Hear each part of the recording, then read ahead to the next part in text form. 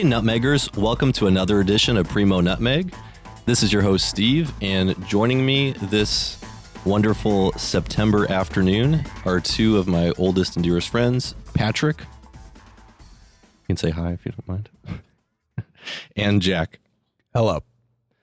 I just wanted to thank both of you for being back on the show. Patrick, this is your second time here. Jack, this is your third.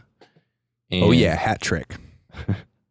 You want to say hi, Patrick? So the folks know? Okay. I think he's practicing his miming. Yeah. You can mime the whole podcast if you want. I'm just here for the ride, the wild podcast ride. Well, I wanted to have you both on because you were both on the first edition of this podcast. And on that first episode, we talked about the first Republican debate for this 2016 season. And this past week, we just had the second debate, which is on CNN. So I wanted to ask you guys what you thought of. It was actually two debates. There was, once again, a first round and a second round.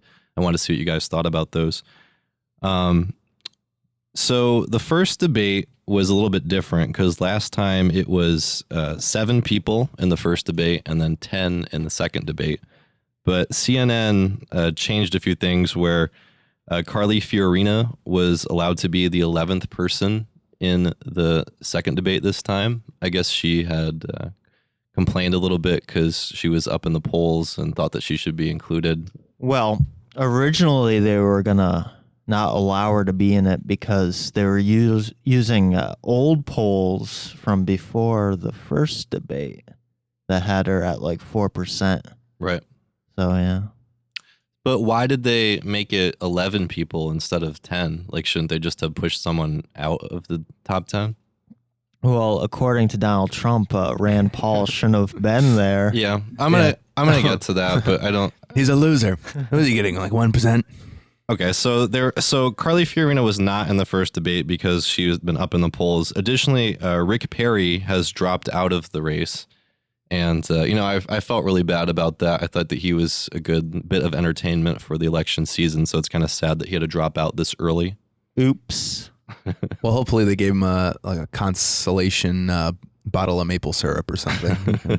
Ogle at for hours on end. Yeah, there was that one instance I think you're making reference to where he was drunk up on stage or allegedly drunk on stage. Or doped up on muscle relaxers. Yeah, I remember that. Yeah, we can air a clip of that here. I think that's clip worthy. Today has been awesome, girl. This has really been a great day. This is such a cool state. I mean, come on, live free or die. I mean, you got to love that, right?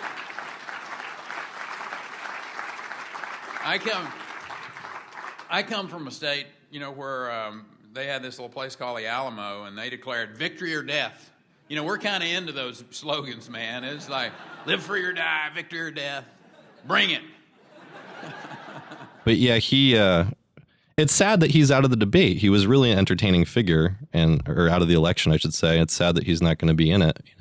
He could have had some nice gaffes along the way. And well, the entertaining Rick Perry that you're referring to was last cycle's Rick Perry. Once he put those glasses on, he was a totally different candidate. Yeah, much more intellectual and sober, or somber, I should say. Probably sober too. But there's plenty of entertainment to be had. Because Rick Perry's out of the running, I mean, that's true. It was one of the most entertaining debates I ever have seen. So, and the third thing was that Jim Gilmore was not included. I should just mention that, which I felt kind of bad about because, if you're going to have a loser's bracket to begin with, why not at least let the guy in? He's the biggest loser. Yeah. It's true. CNN claimed it's because he hasn't been actively campaigning for the last 4 weeks. Yeah. We tried to call him. He didn't pick up. Well, what's weird about Jim Gilmore is I'm kind of used to defending that people should be in debates from the perspective of they're the progressive candidate or whatever, and the media kind of ignores them. I think Buddy Roemer was one previously, or they do it with Mike Gravel. Mike Gravel, I think, was left out and different things. And, like third party candidates are often upset that they're not allowed in the main presidential debates.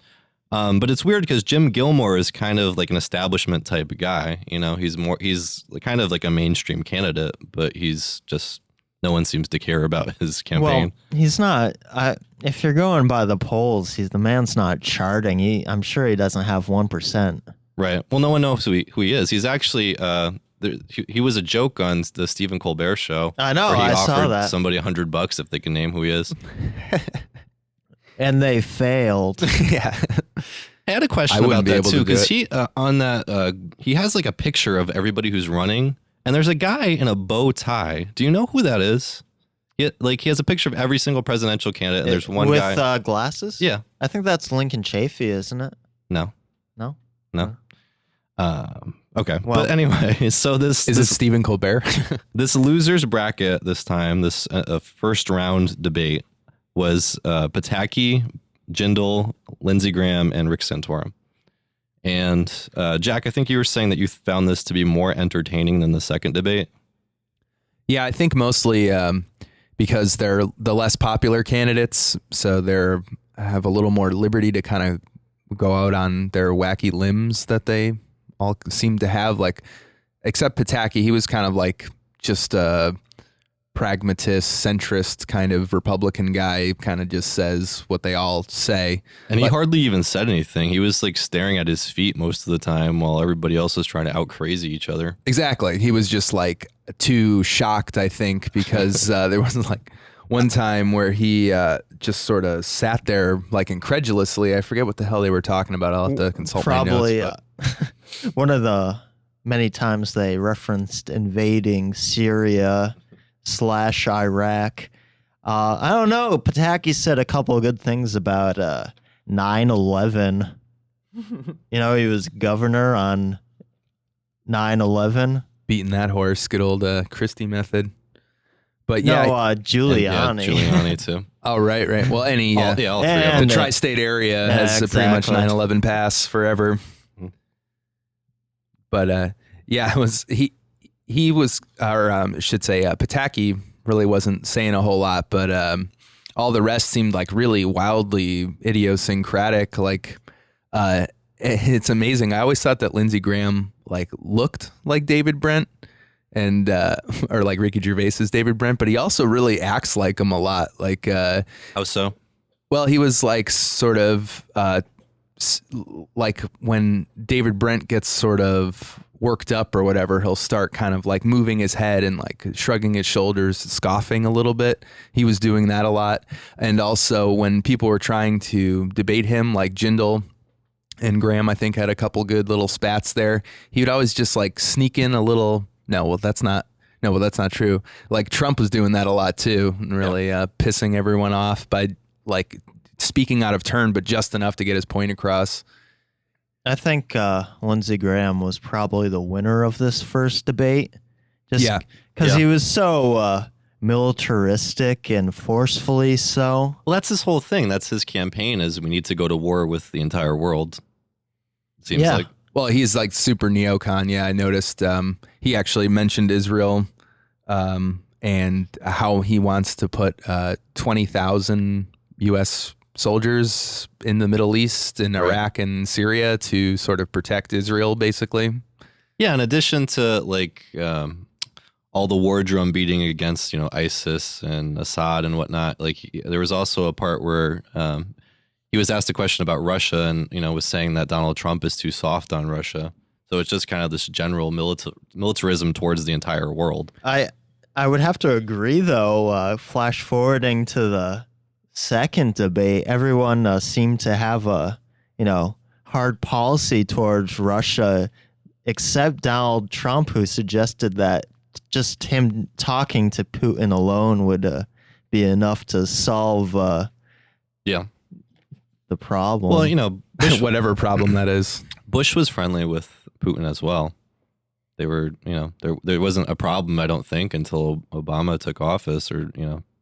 Well, yeah, when did Georgia happen? That was during Bush, but like they were friends. I seem to remember, didn't they have trips to each other's countries and stuff?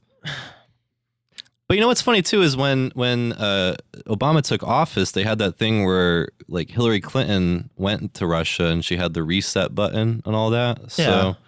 I don't know. I don't know exactly the specifics of what happened, but it seemed like just the past few years, our relationship with Russia has deteriorated a lot. I remember McCain speaking very forcefully against Russia during that whole Georgia thing.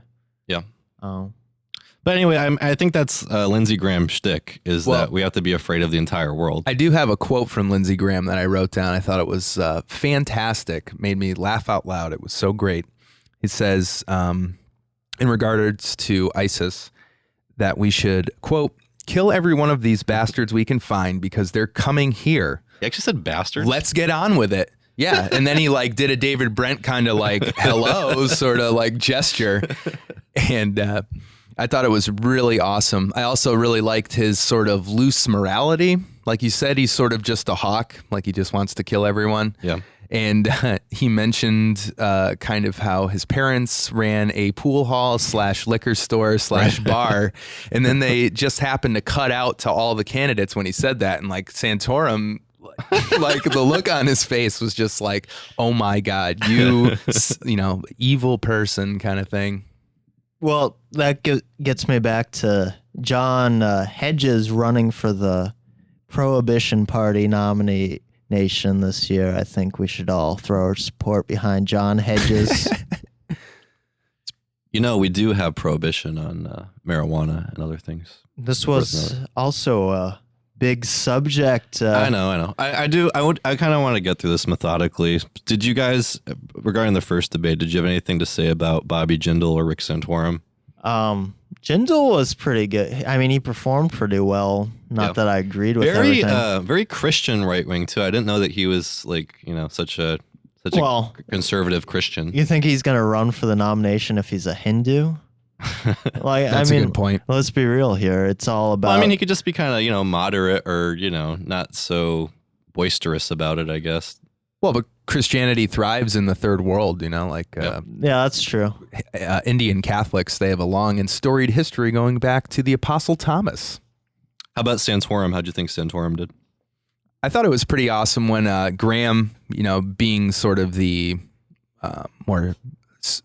less scrupulous character, I guess, of the first debate, was talking about how we need to get more immigrants in here to support the boomers. Yeah. It was a very like realpolitik kind of statement. And Santorum being, you know, the sort of populist Pennsylvania afraid white guy candidate kind of didn't like balked at that and was talking about we need to get Americans. And then Graham interjected, Hispanics are Americans. And he did the little Brent shrug again. It was really funny.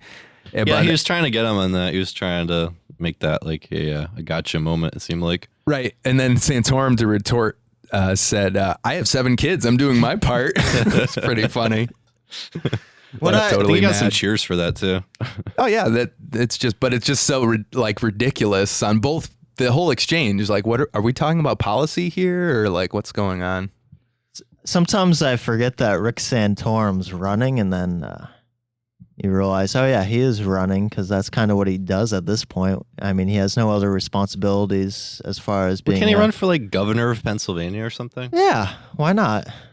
I mean, that's kind of a step above senator, I think. Well, I think his like, you know, wild kind of phalangist opinions, like they have to be on the national stage. Otherwise he can't go far enough at the state level. He needs to like change the Constitution to make it like a Christian theocracy, you know?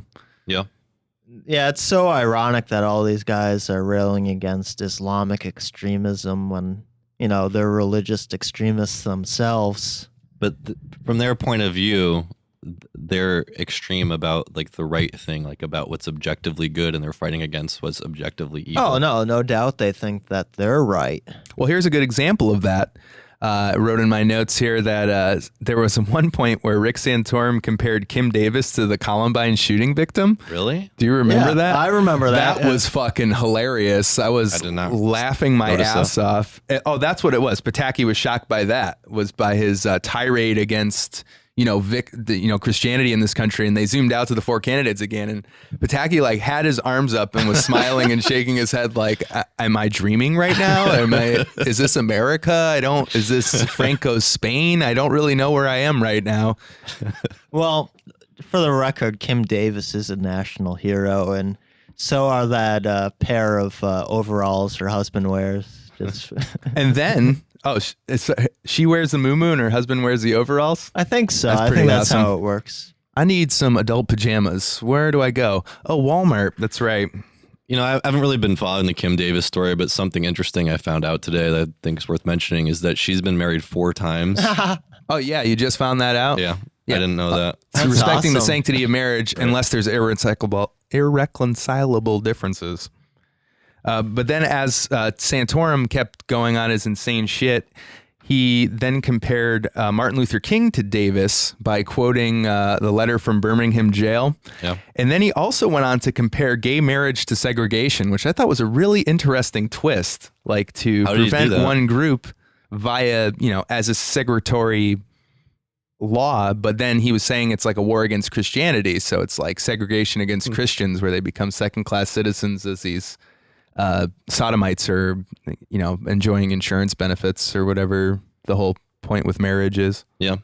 What is the point?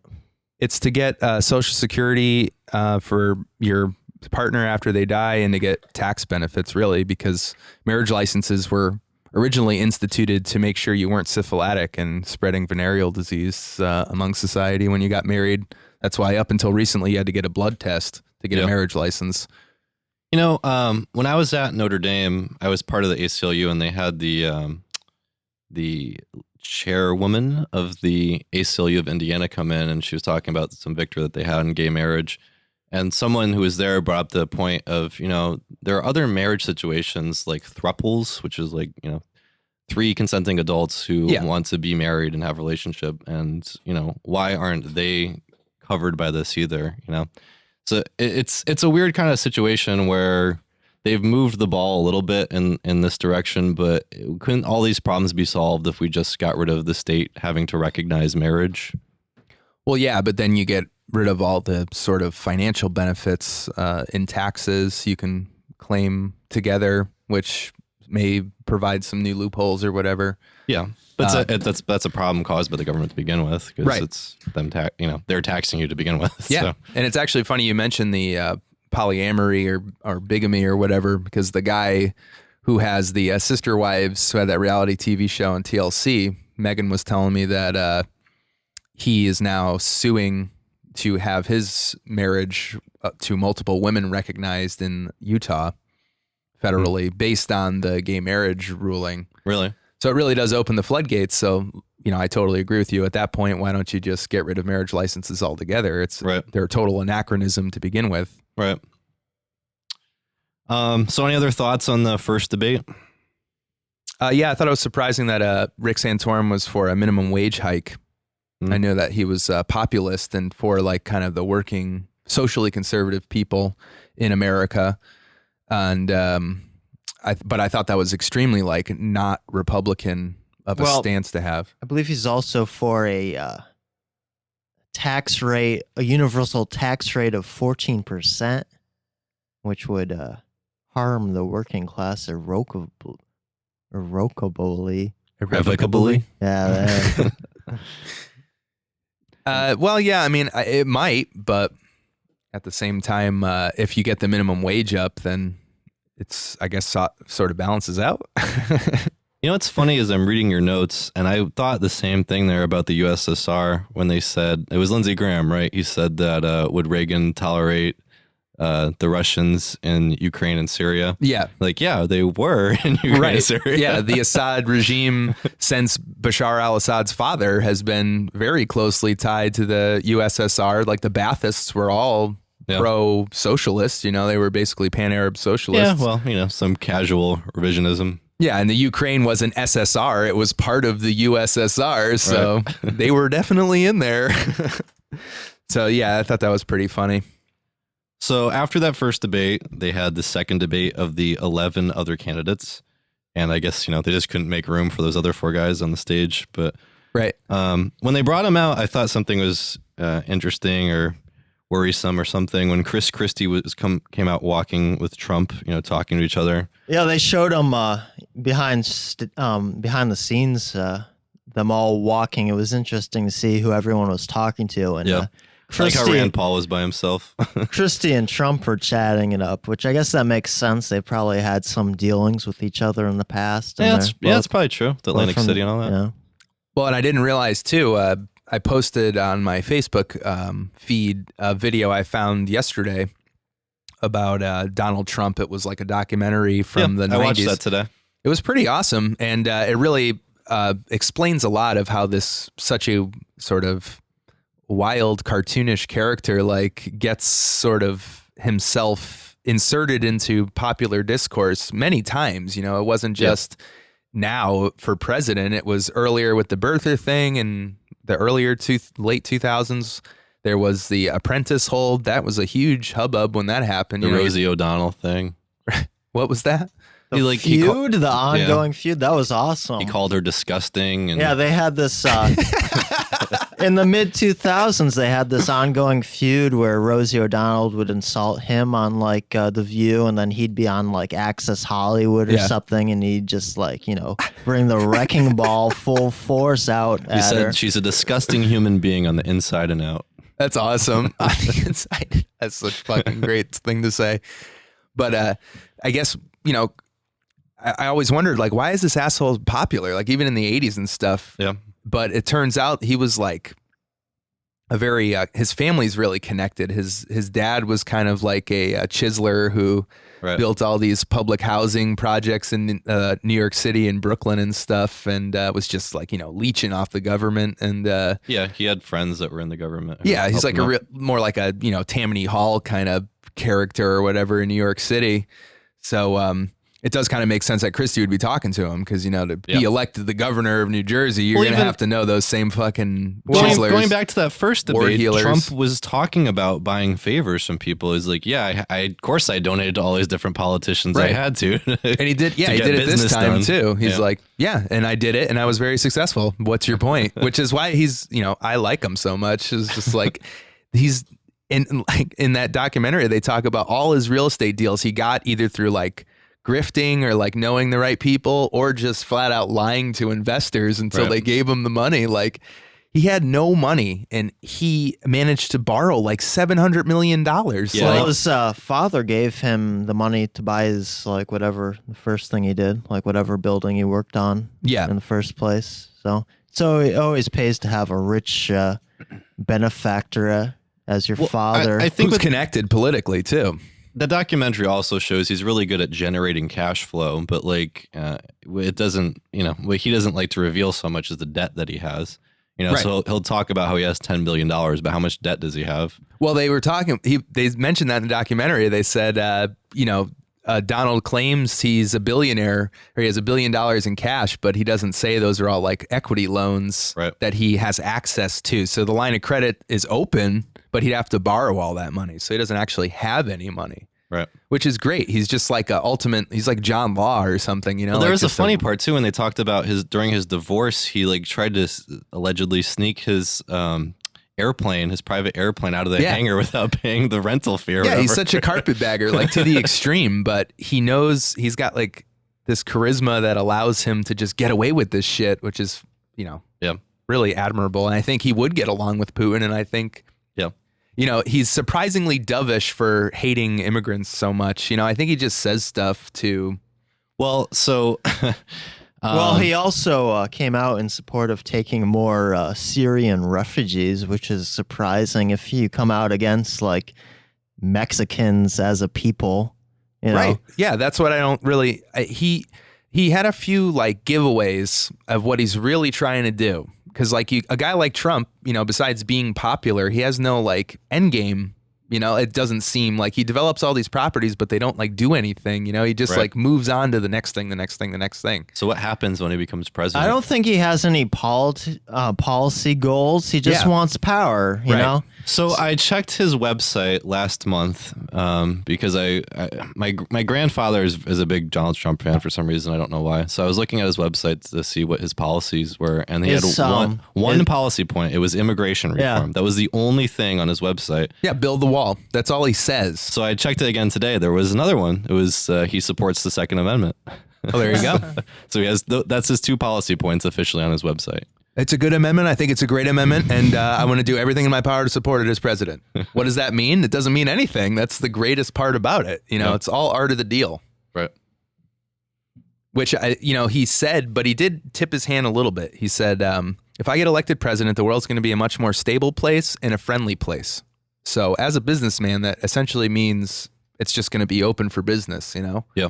So maybe he'll be like a second Grover Cleveland or something, like I don't really, especially when he said friendly, he's not a hawk, which is like very important. No, to me. I was going to mention that. I don't know. He's in the past, he's come out for re-invading Iraq and claiming the oil for the U.S. That seems as hawkish as you can get. Right, but it's so vague and like popularist. Like he had a term in that documentary called truthful hyperbole, which is like one of his trademark art of the deal moves. Is like step 2 is truthful hyperbole. So he just says this stuff that doesn't really mean, it isn't really true, just to like get people to like him. So that sticks in their head whether or not he does it. Yeah, I can see that when he says he's going to get the Mexican government to build the wall for the U.S. That's truthful hyperbole, I'd say, because, you could just like deny them like some of the money that we'd pay in aid and say that like, that's true. Kind of covers the wall.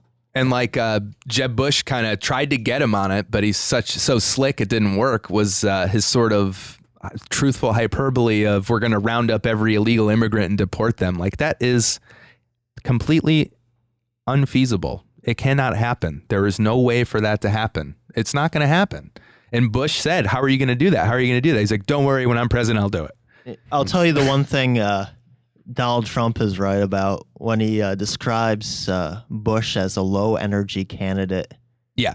Like when Bush was demanding that Trump apologize to his wife, that was like such like a unconvincing show. Like just, I don't know. It was so unforceful. And then when like Bush was on Colbert, it was like the least interesting interview you could possibly give anywhere. Yeah, he's a real nerd, but he's like, kind of an asshole. Like he was getting really frustrated because the Donald kept like, jabbing him, sneaking in. Yep. And he's like, oh, you wanted gambling in Florida, and I, as governor, said you. He's like, I didn't want that. If I wanted, I would have got it. He's like, no, but you did. He's like, no, I didn't. No, I didn't. Yeah, that was a good bit. Actually, I'm going to put a clip in here of that. The one guy that had some special interest that I know of that tried to get me to change my views on something that was generous and gave me money was Donald Trump. He wanted casino gambling in Florida. I didn't want Yes, you did. Totally false. You wanted it, and you didn't get it because I was opposed to casino gambling I before, promise I would've during, gotten it. and after. And that's not, I'm not going to be bought by I anything. promise if I wanted it, I would have gotten it. No way, Ben. Believe me. Nope. I know my people. Not even I possible. know my people. But yeah, one what's, thing we kind of skipped over. So this is working through the debate from the beginning. So they had that bit where they introduced themselves. Remember when Rubio had that really bad joke about the drought in California? It was like, that's why I brought my bottled water. Yeah, that was pretty bad. Crickets. But yeah, there was that other bit too where so they started the first question, or one of the first questions to Carly Fiorina. And then it was about Donald Trump's demeanor. Like, should he have the nuclear codes or have his finger on the nuclear button or whatever? And there was some like discussion about that. And when they went to Trump for a response on that, the very first thing he did was attack Rand Paul and said Rand Paul shouldn't be here. He's at 1%. Yeah, I didn't understand that. That was like out of nowhere. I don't think Rand Paul had said anything during the debate. I think he was pissed about the first debate, the Fox News debate, because Rand Paul was coming out pretty strong against Trump in that debate. Yeah, they kind of have like a beef now. No, I understand that, but it seems like weird that, I don't know, you'd reach outside the realms of that debate where others during the debate were attacking him But and it's also, that's more truthful hyperbole. There was one poll from August 28th to 30th by the PPP where Rand Paul is at 1%, and every other poll that's been done has him at more than that. But it does actually bring up a good point about him, because back in like March he was polling from 10 to 20%, and now he is in the low single digits. He's polling at 2 to 5%. So what happened to Rand Paul's support? I'll tell you, if you watch the debate, like when it comes to the military, Rand Paul is nowhere where the modern Republican Party is. Like, yeah. But neither was Ron Paul, and Ron Paul got like 10%, I think, in the end. Yeah, but Ron Paul believes what he says. Yeah. And you can tell. He's just like this crazy little old man who's just like, we have to stop. It's insane. You have to stop. But his charisma comes from like his absolute belief in what he's saying. Like he's extremely honest, and you can tell. And he's extremely consistent. Rand Paul the Younger, is very like, well, moderation, grain of salt sort of thing. I think Rand Paul thought that if he ran, he'd get his father's support automatically, and he'd also tap into the Christian right too, which just hasn't worked out for him. Yeah, he doesn't really seem to understand that the reason, most Republicans that I've ever met who tend to be, middle-aged white men are for small government or against tax raises and stuff has nothing to do with this sort of like economic or philosophical viewpoint. It has to do more with like, but it's my money and I don't want brown people to have it. They're just like bratty kids kind of. Yeah. So like, I don't think Rand Paul's calculus doesn't work, because he's assuming like, well, if you're fiscally conservative, maybe you might be a little more socially liberal, but like, those people are libertarians, and libertarians want nothing to do with Republicans, generally speaking, Right. But I did think, like you were saying earlier, Trump did sound kind of reasonable on foreign policy. He was talking about making deals with Russia and other countries. And people got kind of pissed about that. Some other candidates, Marco Rubio, he was incredibly hawkish during that debate. Carly Fiorina also was a little hawkish after that, kind of outraged by the fact that Trump said that he wanted to deal with them. So I don't know. It was weird. On foreign policy, Trump sounds, I don't know if you'd say libertarian, but more dovish. Well, the secret is that Donald Trump is a liberal. He's just pretending to be a conservative for this election. Yeah, right. I mean, well, he's not either. He's whatever it takes to make money or gain notoriety, really. Just to gain power, I guess you're willing to say anything. But in the past, like before he entered political life, if you look at any of his statements, he's definitely more of a Democrat. I mean, Bush brings this up all the time. Yeah. Yeah, and I would agree. But I think, the reason Trump is...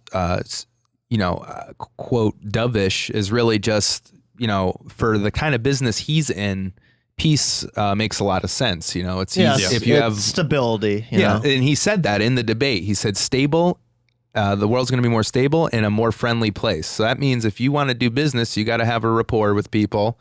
Well, and if it's again, depending on what kind of business, there are military contractors who want war, but that's not Trump's thing. He wants to build casinos and resorts and stuff like that. So you need to go to exotic locations all over the world. There's a lot of bored Russians out there who are looking for some new exciting venue. There's Dubai, right?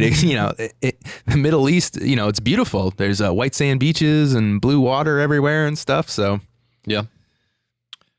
I can see Ayn Rand really liking Donald Trump a lot, like kind of seeing him as a Howard Roark type, idealized businessman figure. What's weird though is his proposal to tax hedge fund heads of hedge funds. That is true. He was for progressive taxation, because someone wasn't. Who's he fighting with about that? Ben Carson wants a 10% tax rate based on the biblical tithe.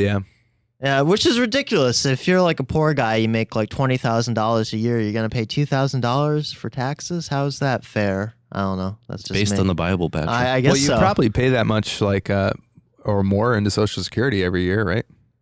Yeah, but has he is he in favor of limiting eliminating the Social Security tax, though. I don't know, but I wouldn't be surprised if he was. Well, Rand Paul is for a 14% flat tax, or maybe it's 14.5. But flat really, tax. but a flat tax like that, if it's not for corporations and stuff too, and you get rid of these weird loopholes they have, that's the whole thing about the flat taxers. They claim to be reformists because that, they're going to reform every aspect of the tax code. So yeah, poor people may be getting more out of their paycheck, but like corporations are going to be paying way more kind of thing, which they don't mention because that doesn't sound pro-business, but that's kind of the implication, I think. I don't know. It seems like rich guys would really make out on that deal. I mean, I'm no mathematician or. Well, would it apply to But corporations too? they wouldn't because they have way better accountants. So they. Yeah, that's true. What about corporations who pay no tax? Would they have to pay 10%? Or negative tax rates. Yeah. If it applied to them, then. Well, that's sort of the, this sort of backdoor implication that I've always tended to read between the lines, because they're like, we're going to have a flat tax and we're going to have like a budget surplus kind of thing. But they never explain how that would result, because the first thing that comes to mind is like, oh, well, you're just ripping off poor people and giving rich people a break. But if you totally eliminate tax breaks, period, then corporations are going to have to pay a hell of a lot more too. Yeah, but even if corporations have to pay, poor people are still being screwed in the end of the day. Well, always, no matter which party. So Marco Rubio, I thought he really kind of scared me because he sounded incredibly hawkish. Yeah, he was in Madman. I wanted to put one clip in here of that. Here's what you're going to see in the next few weeks. The Russians will begin to fly combat missions in that region, not just targeting ISIS, but in order to prop up Assad. He will also then turn to other countries in the region and say, America is no longer a reliable ally, Egypt. America is no longer a reliable ally, Saudi Arabia. Begin to rely on us. What he is doing is he is trying to replace us as the single most important power broker in the Middle East, and this president is allowing it. That is what is happening in the Middle East. That's what's happening with Russia and every region. But he was so rallying against Russia, China, Iran, ISIS, just like everyone, Yeah, whoever. I will have to say, Marco Rubio probably has the nicest hairpiece of all the candidates running for. I think he wears a wig. I've seen him baldish. It's pretty funny when the moderator mistook Rubio for Cruz. Yeah. And Rubio had a pretty funny joke there. He's like, we all look the same. It's kind of funny because they're both like Cubans. Did he mistake him for Cruz, or I thought they mistook him for someone else? No, he called him Senator Cruz. Did he? Yeah. That's pretty funny. I thought he was saying like all us, Well, you said senators, Republicans. and that was like the entendre there, It's like all us senators. I mean, haha. It's funny that we spoke last time we were gathered about Cruz not being a natural born citizen. And actually, I wanted to correct myself because I'm in that I said he's not a citizen. What I meant to say is he's not a natural born citizen. Right. It's funny because I looked this up afterwards. It's so vague, the definition of natural born citizen. Is it? The Supreme Court has never even decided a case, So Well, I guess he would be the case. Yeah, that's yeah, possibly. If he were to get elected somehow, magically. So let's talking about these other candidates. I didn't really make many notes on them, but one thing we should mention is Ben Carson is actually the second in the polls right now. He's up there with Trump somehow, surprisingly. It's funny about Ben Carson because he's probably, I don't know if people genuinely like him, but he's Christian conservatives like him because he's very pro-life. Exactly. There was some event today. I saw a clip on Facebook where I think it was his birthday or something, and it's his birthday wish. They say, Dr. Carson, what's your birthday wish? And he says, I hope it's that our country will recognize God as its leader again. That was weird. We're having some technical difficulties, Editor Steve. That was pretty cool. We seem to be back. We're going strong again. Yeah, we'll just have to edit that out. Or leave it in. It was cool. I kind of want to keep that. I'm delayed or something. Yeah, there's a delay now. Yeah. That's Okay, so we're back. That was a little bit of a glitch there. I think maybe God was getting mad at what I was saying. But that was his birthday wish, is that we as a nation follow God again as our leader. What's funny about Ben Carson, he's in second place in most of the national polls, but he's probably the least charismatic speaker of the whole bunch. How so? Well, he sounds like he's asleep during all of these debates. I think he sounds calm and measured. He's a actually. doctor. You know, Yeah. you gotta have that demeanor when you tell someone they have cancer. But He sounds more rational. Like everyone's like, shouting or whatever, and he's kind of. But that's more what thoughtful. politics is, though. Well, it And, is now. Yeah. By the way, don't you think Hillary Clinton would love to be in the position Carly Fiorina's in? Because Carly Fiorina could be as angry as she wants to be, and Hillary Clinton has to pretend she's like this like warm and cuddly figure when she's probably more closer to what Carly Fiorina is. Yeah. Yeah, it'd Don't be you awesome. think? I was thinking actually during the debate, I was like, oh, it'd be pretty cool to have Clinton Fiorina and be like battle the iron boxes, like who's going to But, like- castrate the men first, But Hillary Clinton's so pantsuits. managed, you could tell, she's got that phony smile on her face all the time. You could tell she's real. And there was that quote last week how her campaign was trying to work on her. They were trying to figure out how they could be more spontaneous. They were brainstorming. They were in the laboratory. Very ironic. Yeah, exactly. So, How did you think Carly Fiorina did during the debate? well, she was obviously the winner. I think she. Really? Don't you think she won that I think debate? the media No. keeps saying she was the winner. Yeah. No way. I think she won. Who won that debate then? If she didn't win that debate, you think Trump won that debate? Yeah, because at the beginning everyone was piling on him, and I could tell he was getting kind of pissed. But like Yeah, the jaw. He kept clenching his teeth. Did you see? He was like staring off into space and just like clenching his teeth. but he kind of rode with it, and then came back and kind of just picked on everyone individually. Oh man, he was tearing like Bush. He had Bush's number the whole time. Like there was at one point where he kept like interjecting and interrupting him, and Bush like kind of like went like tightened his face, got his lips tight, and then like patted the side of the fucking podium. You could tell he just wanted to like knock him out. Yeah. And then He made fun of the way Rand Paul looked at one point. who Trump? No, immediately. Yeah, it was because, well, okay, for first, Paul played his nerd card perfectly. He said it was a non sequitur, Yep. which is, he's been reading the Mises forums a little too hard. And then he called him sophomoric. And then to respond in the most sophomoric fashion, Trump called him ugly right after that, which is fucking great. It's like, yeah, I'm sophomoric and, you know, I'm running circles around you on this stage right now. He Yeah, and didn't then call him ugly. He said, if I wanted to call you ugly, I would have plenty of ammunition. That's what. Then with Bush too, he said you have a lot more energy this time. Yeah, that Well, was I'll a good tell one. you why I think Carly Fiorina won. Because going into that debate, if you're just like a regular Joe who doesn't pay attention to politics, like you probably don't know who she is, but all of a sudden you see this lady just talking like much more intelligently than Trump. First of all, she actually knows what she's talking about. Well, and she dances around her some of her verbal and sort of rhetorical parries were pretty awesome. Like the moderator was trying to get Trump and Fiorino into a spat about the ugly. Can you imagine her face as president comment or whatever? And instead of going down to Trump's level of just insulting people because he's the best at it, she sort of danced around it. I thought very well. I forget exactly what she said, but maybe a clip would be good for that. She said that every woman in this country knew what you meant. Yeah. And Right. then Donald Trump called her beautiful. Yeah. Right. That was pretty awesome. I thought Trump was trying to not get into fights with Fiorina or Carson, because there was a time when he like high-fived Ben Carson. Well, for the anti-Iraq thing. Yeah. That was another dovish thing Trump Yeah. said, that he was against the Iraq intervention. And that's something too about Carson, is how dovish he is. Because there was something where they're talking about where he didn't even want to go to a war with Afghanistan. He was talking about, I forget what it was. It was something like monetary, like we should pay them for him or something. I forget what it was, but it was something where he didn't want to go to war with Afghanistan either, which was incredibly dovish.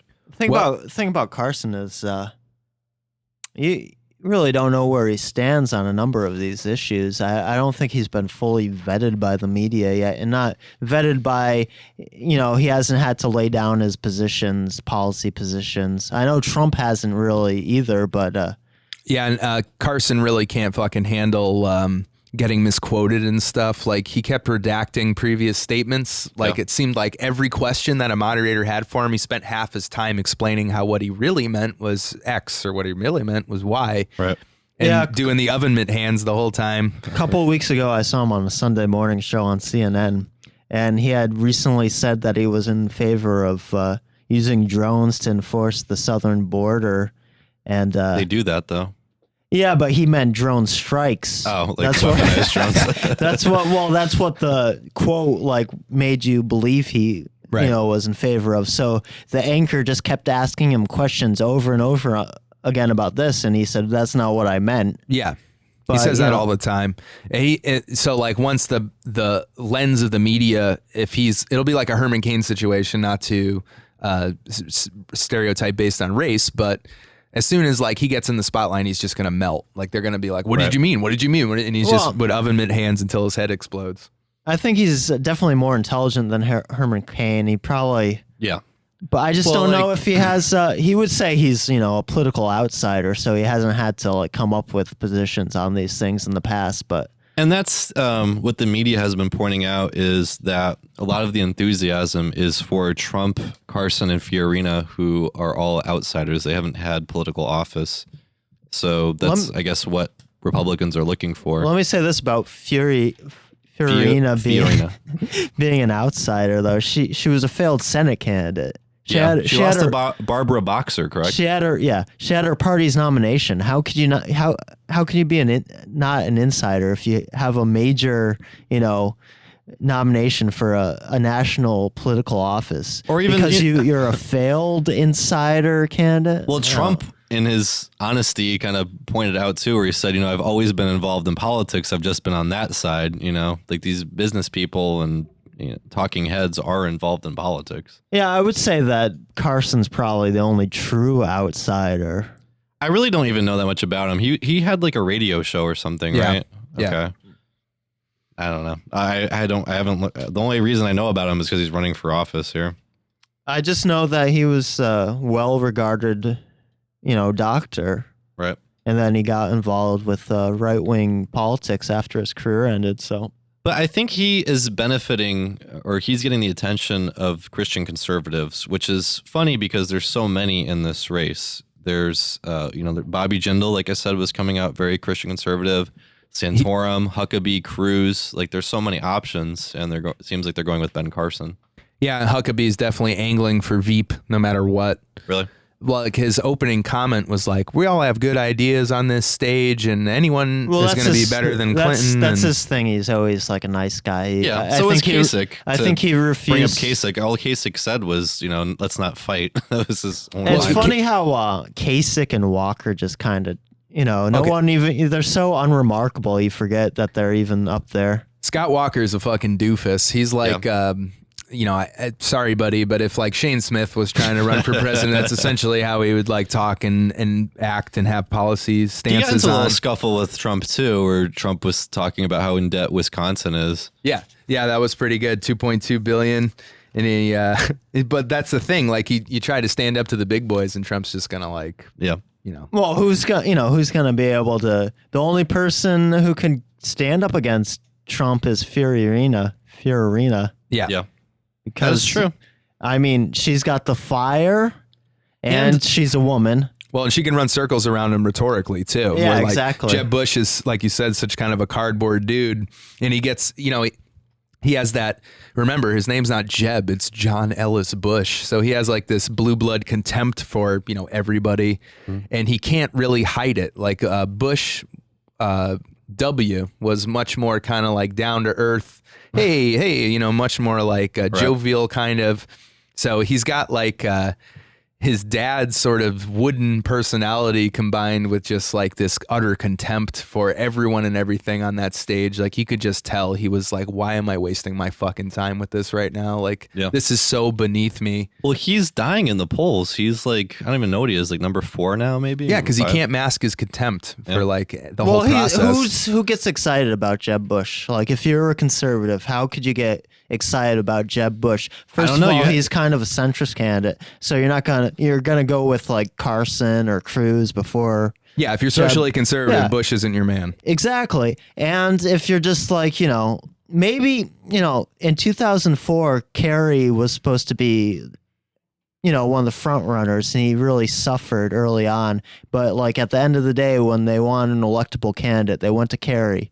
So maybe that's Bush's end game. Like once, like, you know, January comes along, like the Republicans are going to be thinking, who can win this election? Yeah, he's the Romney choice. Yeah, just stay. He's got enough money. He can stay in. He's got the name, so they're going to keep got the mentioning name. him. Yeah. Every successful Republican ticket for 35 years has had Bush on it. So Yeah, exactly. But like he's so dismissive of everything. Like he was talking about his foreign policy advisors, and he's like, yeah, well, obviously I'm going to talk to the last two Republican administrations, 41 and 43. Like he calls them 41 and 43. How about my dad and brother? What a loser. And I thought Trump really missed an opportunity. Trump came out against the invasion of Iraq, and then Bush had that line about, well, everyone knew my brother was keeping us safe. Yeah, keeping us safe. I was But like, what? why didn't Trump just like took it? He kind of shrugged it off, but he could have said, I don't think the invasion of Iraq made us safe at all. You know, we're in this current predicament because of... Well, you can't say that as a Republican. you know what else you can't say Trump is has that been 9/11 saying- happened when W was president. Just ignore that fact. Exactly. But Trump has been saying that, you know, Iraq destabilized the, you know, I've heard him say that in speeches before. So I don't understand why he didn't say it there. Maybe because of the audience, he didn't want, you know. Yeah, you know, and like he had plenty of good digs on Bush. Like I said earlier, he had Bush's number the whole time. Like he said a few times, "Don't make things up, Jeb." And like Jeb would try to like retort, and he'd be like, "Don't make things up, Jeb. Don't make things up, Jeb." Well, it's funny, even if Jeb was speaking the truth in those things, like when they were talking about the casinos, like I thought like probably Bush was talking. Oh, I'm sure. Yeah, and it doesn't matter though. Yeah, exactly. All Trump could do is kind of like shrug it off. Yeah, like whatever. during it, If I yeah. wanted it, I would have got it. Like, So look at this jerk off over here. Look at him. Yeah, like, Bush- that's all he could do. Like, but it was working because like Bush sort of was so half-hearted with this, and then would just like sit back and be pissed. Like the except you said it. Like Bush had said something and Trump got him in a gotcha, but just kept like doing it. Like gotcha. Except you said it. Except you said it. And Bush was like getting more and more upset. It was pretty awesome. So what about Ted Cruz? We haven't talked about him yet. Any I thoughts about Ted I Cruz? don't even remember anything he said during that debate. Ted I Cruz. remember one stupid joke where they said, "You're the third senator." He said, "No, I think I'm the first Yeah, I'm senator." the first. That's like the only thing I remember him saying in that whole debate. Well, he, I didn't know this, but he was Texas's legal counsel. He mentioned it in the debate. Yeah. So I framed everything he said after that as lawyer, and Yeah. like his whole platform, every word he said just started to make sense. Here's You know, people compare him to like a preacher or whatever, but he's really more like a lawyer. Like, ladies and gentlemen of this jury, I mean electorate, let me tell you, there's point X and point Y and point B, and that's why we got to do this. And that's why he's just like a slimy lawyer. one thing is when they were talking about Judge Roberts, that's when Cruz came up because he was, you know, he came out against Roberts during the debate, but then Bush said, well, you supported him during the nomination process. Yeah. He was legal counsel to, wasn't he, to W, I believe. Cruz was? Yeah. Makes sense. But yeah, he's just like, he'll say whatever. And then his sort of like phony impassionedness he gets when he talks about issues that he feels as if he should be passionate for is just like, now that I know he's a lawyer, I'm like, oh, well, that makes total sense. He's Here's just, like, here's one lying. thing. They're all lawyers. Yeah. Every well, politician is a lawyer. He was a professional One lawyer. thing is, I could say they all really love unborn fetuses. I could really say that coming out of that debate. I don't know how pro-life is Trump. I don't think he's very pro-life. Well, he was pro-choice, you know, but now he's seen the light. He's pro-life now. You better believe it. I think the fetuses we have in this country are fantastic. They're the best fetuses in the world, and would definitely want to protect them as president. Classiest fetuses. They're the best fetuses. Are we forgetting anyone? I think we covered everybody. The only person we didn't cover I wanted to talk about in this next thing. So I thought that, again, the questions were kind of sucky in a lot of ways because they pick the issue that they want this person to answer. And I thought they didn't really ask Trump very many policy questions for obvious reasons. Well, when they did ask a policy question, he didn't answer it in a policy way, you know. Right. You're not going to get policy out of Donald Trump. Which is why he's great. You know, that's why I think he's the best candidate Republican or Democrat, you know? I agree. Just pure entertainment, he's the best. Yeah, But he'd be the best. I don't understand. He's like one of the richest guys in the country. He can't get an He's not, though. Well, Yeah. He claims it's a truthful hyperbole that he is. But who says that? Just him. are the guys richer than him really richer than him? I think I think it's all a shell game. I don't myself. think Bill Gates has that much debt. I mean, I could be wrong about that, but I don't think he does. Yeah, Trump has like no assets that aren't tied up in real estate, most of which he probably doesn't even have anymore. Yeah. And his claims to wealth. That's what makes him rich, is that he tells people he's rich and they believe him for some reason. But I think a lot of those rich guys are You know the what, same too, way, is that though. their wealth is tied up in stocks, a lot of those billionaires, so that's Right. kind of fluid. Like you also. think Jerry Jones has capital on hand like Donald Trump. I think they're both the same. I think they No, Jerry Jones has way more money in his bank accounts than Donald Trump does. probably Way just- more. based on like, the Cowboys probably, but I mean, rich guys, I think they're all the same. I think it's all a shell game. I agree. I think money as we know it today is a total fantasy, but Trump doesn't even have like that stuff. He doesn't have the abstract idea of money. He has the idea of having money. Like, he really has no money, which is great. Like, he just cons his way into these situations just for the fuck of it. It seems like there seems to be no end game where he actually gets rich. He just tells people he's rich until he can be powerful, like you said, Patrick, I guess.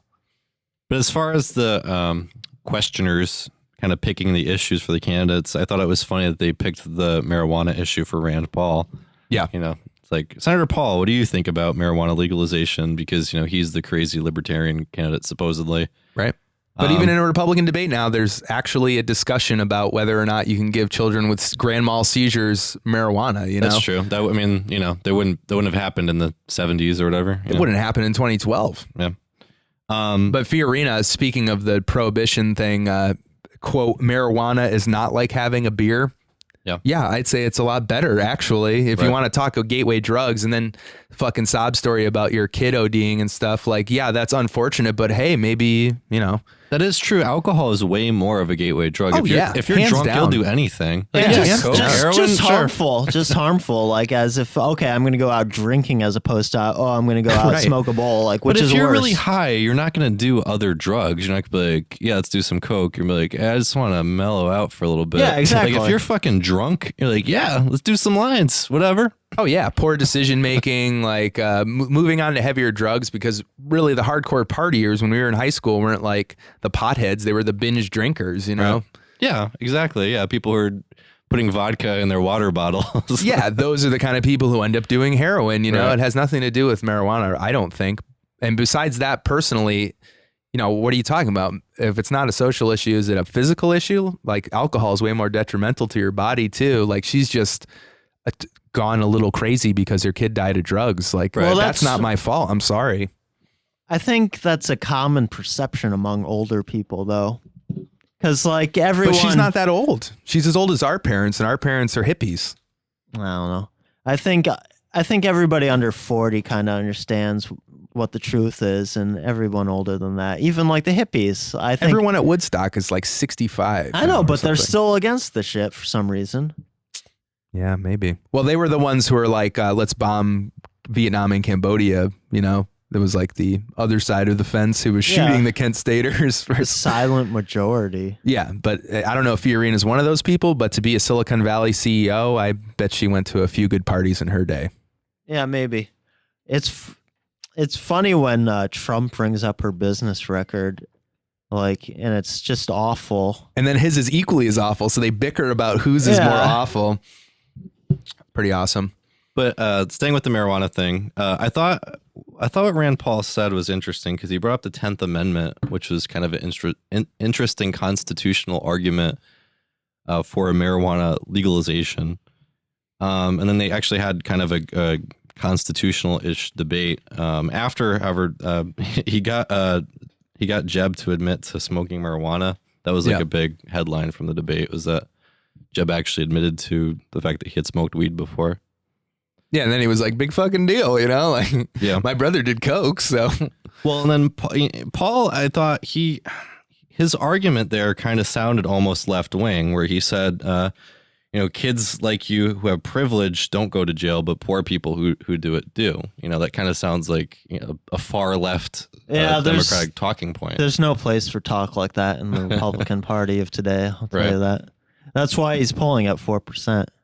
Well, and populism's populism, no matter what side it comes from. Like I was saying, Santorum is for the minimum wage hike and stuff. You'd think no Republican would be able to do that, but it makes a lot of sense in regards to like being socially conservative, but also involved in populism. Actually, a lot like traditional Catholic voters from urban areas tend to be very much like that. Right. And I was reading an article that a lot of like Mexican immigrants who aren't illegals are very pro-Trump because he actually kind of, is pro-business. It's sort of like we've said this podcast, a little more dovish and sort of, interchange friendly, less xenophobic than I thought he'd be at first blush.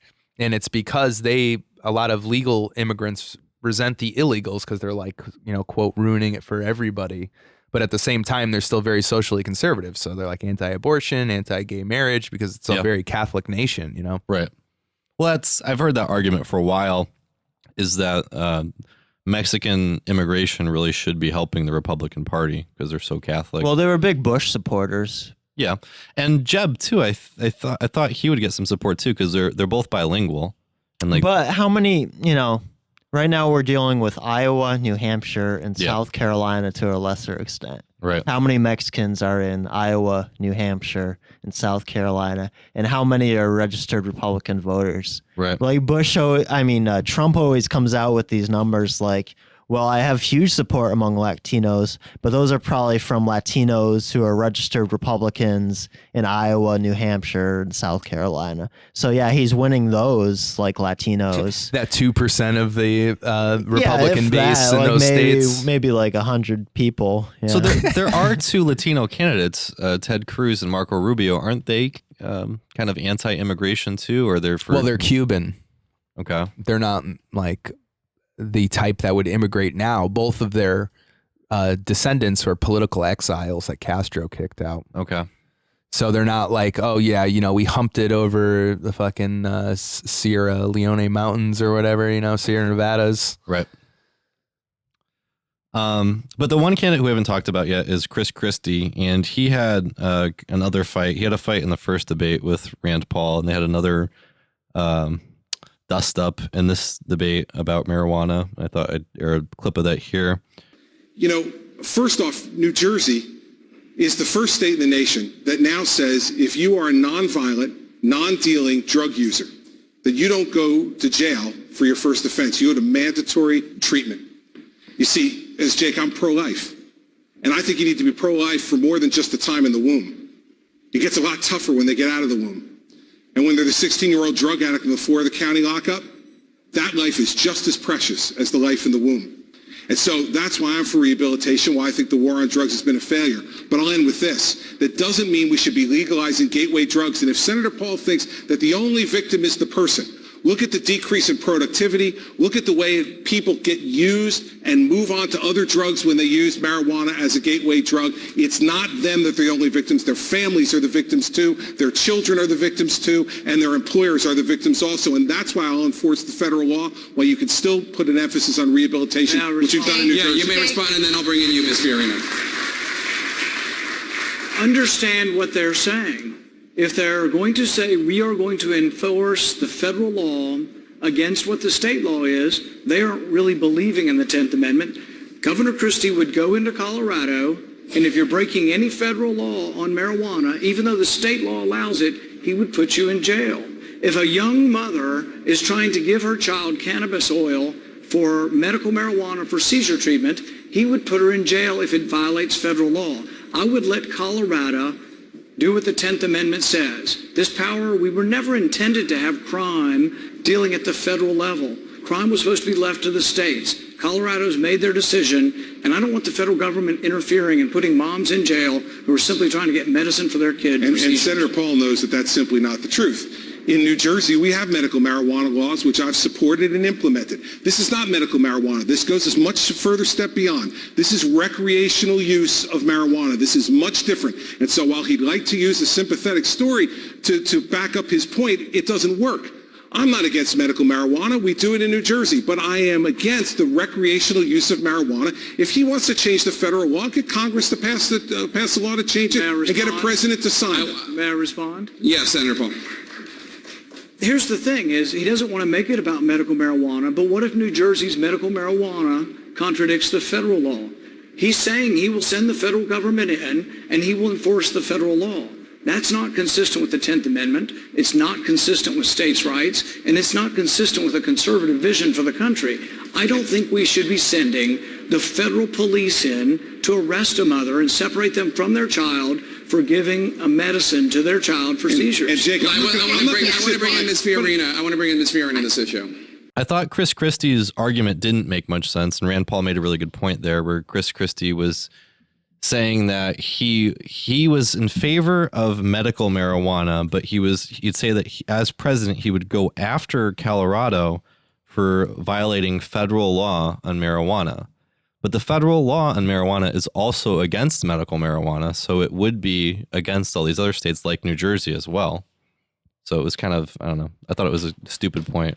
Well, it's just selective enforcement of laws, whatever like fits your narrative. So like, okay, this kind of marijuana is bad, we're going to go after it, but this good Healy marijuana, that's helping people out, we're going to leave that alone. And how the hell else are you supposed to say governor of New Jersey? You have to kind of pander to the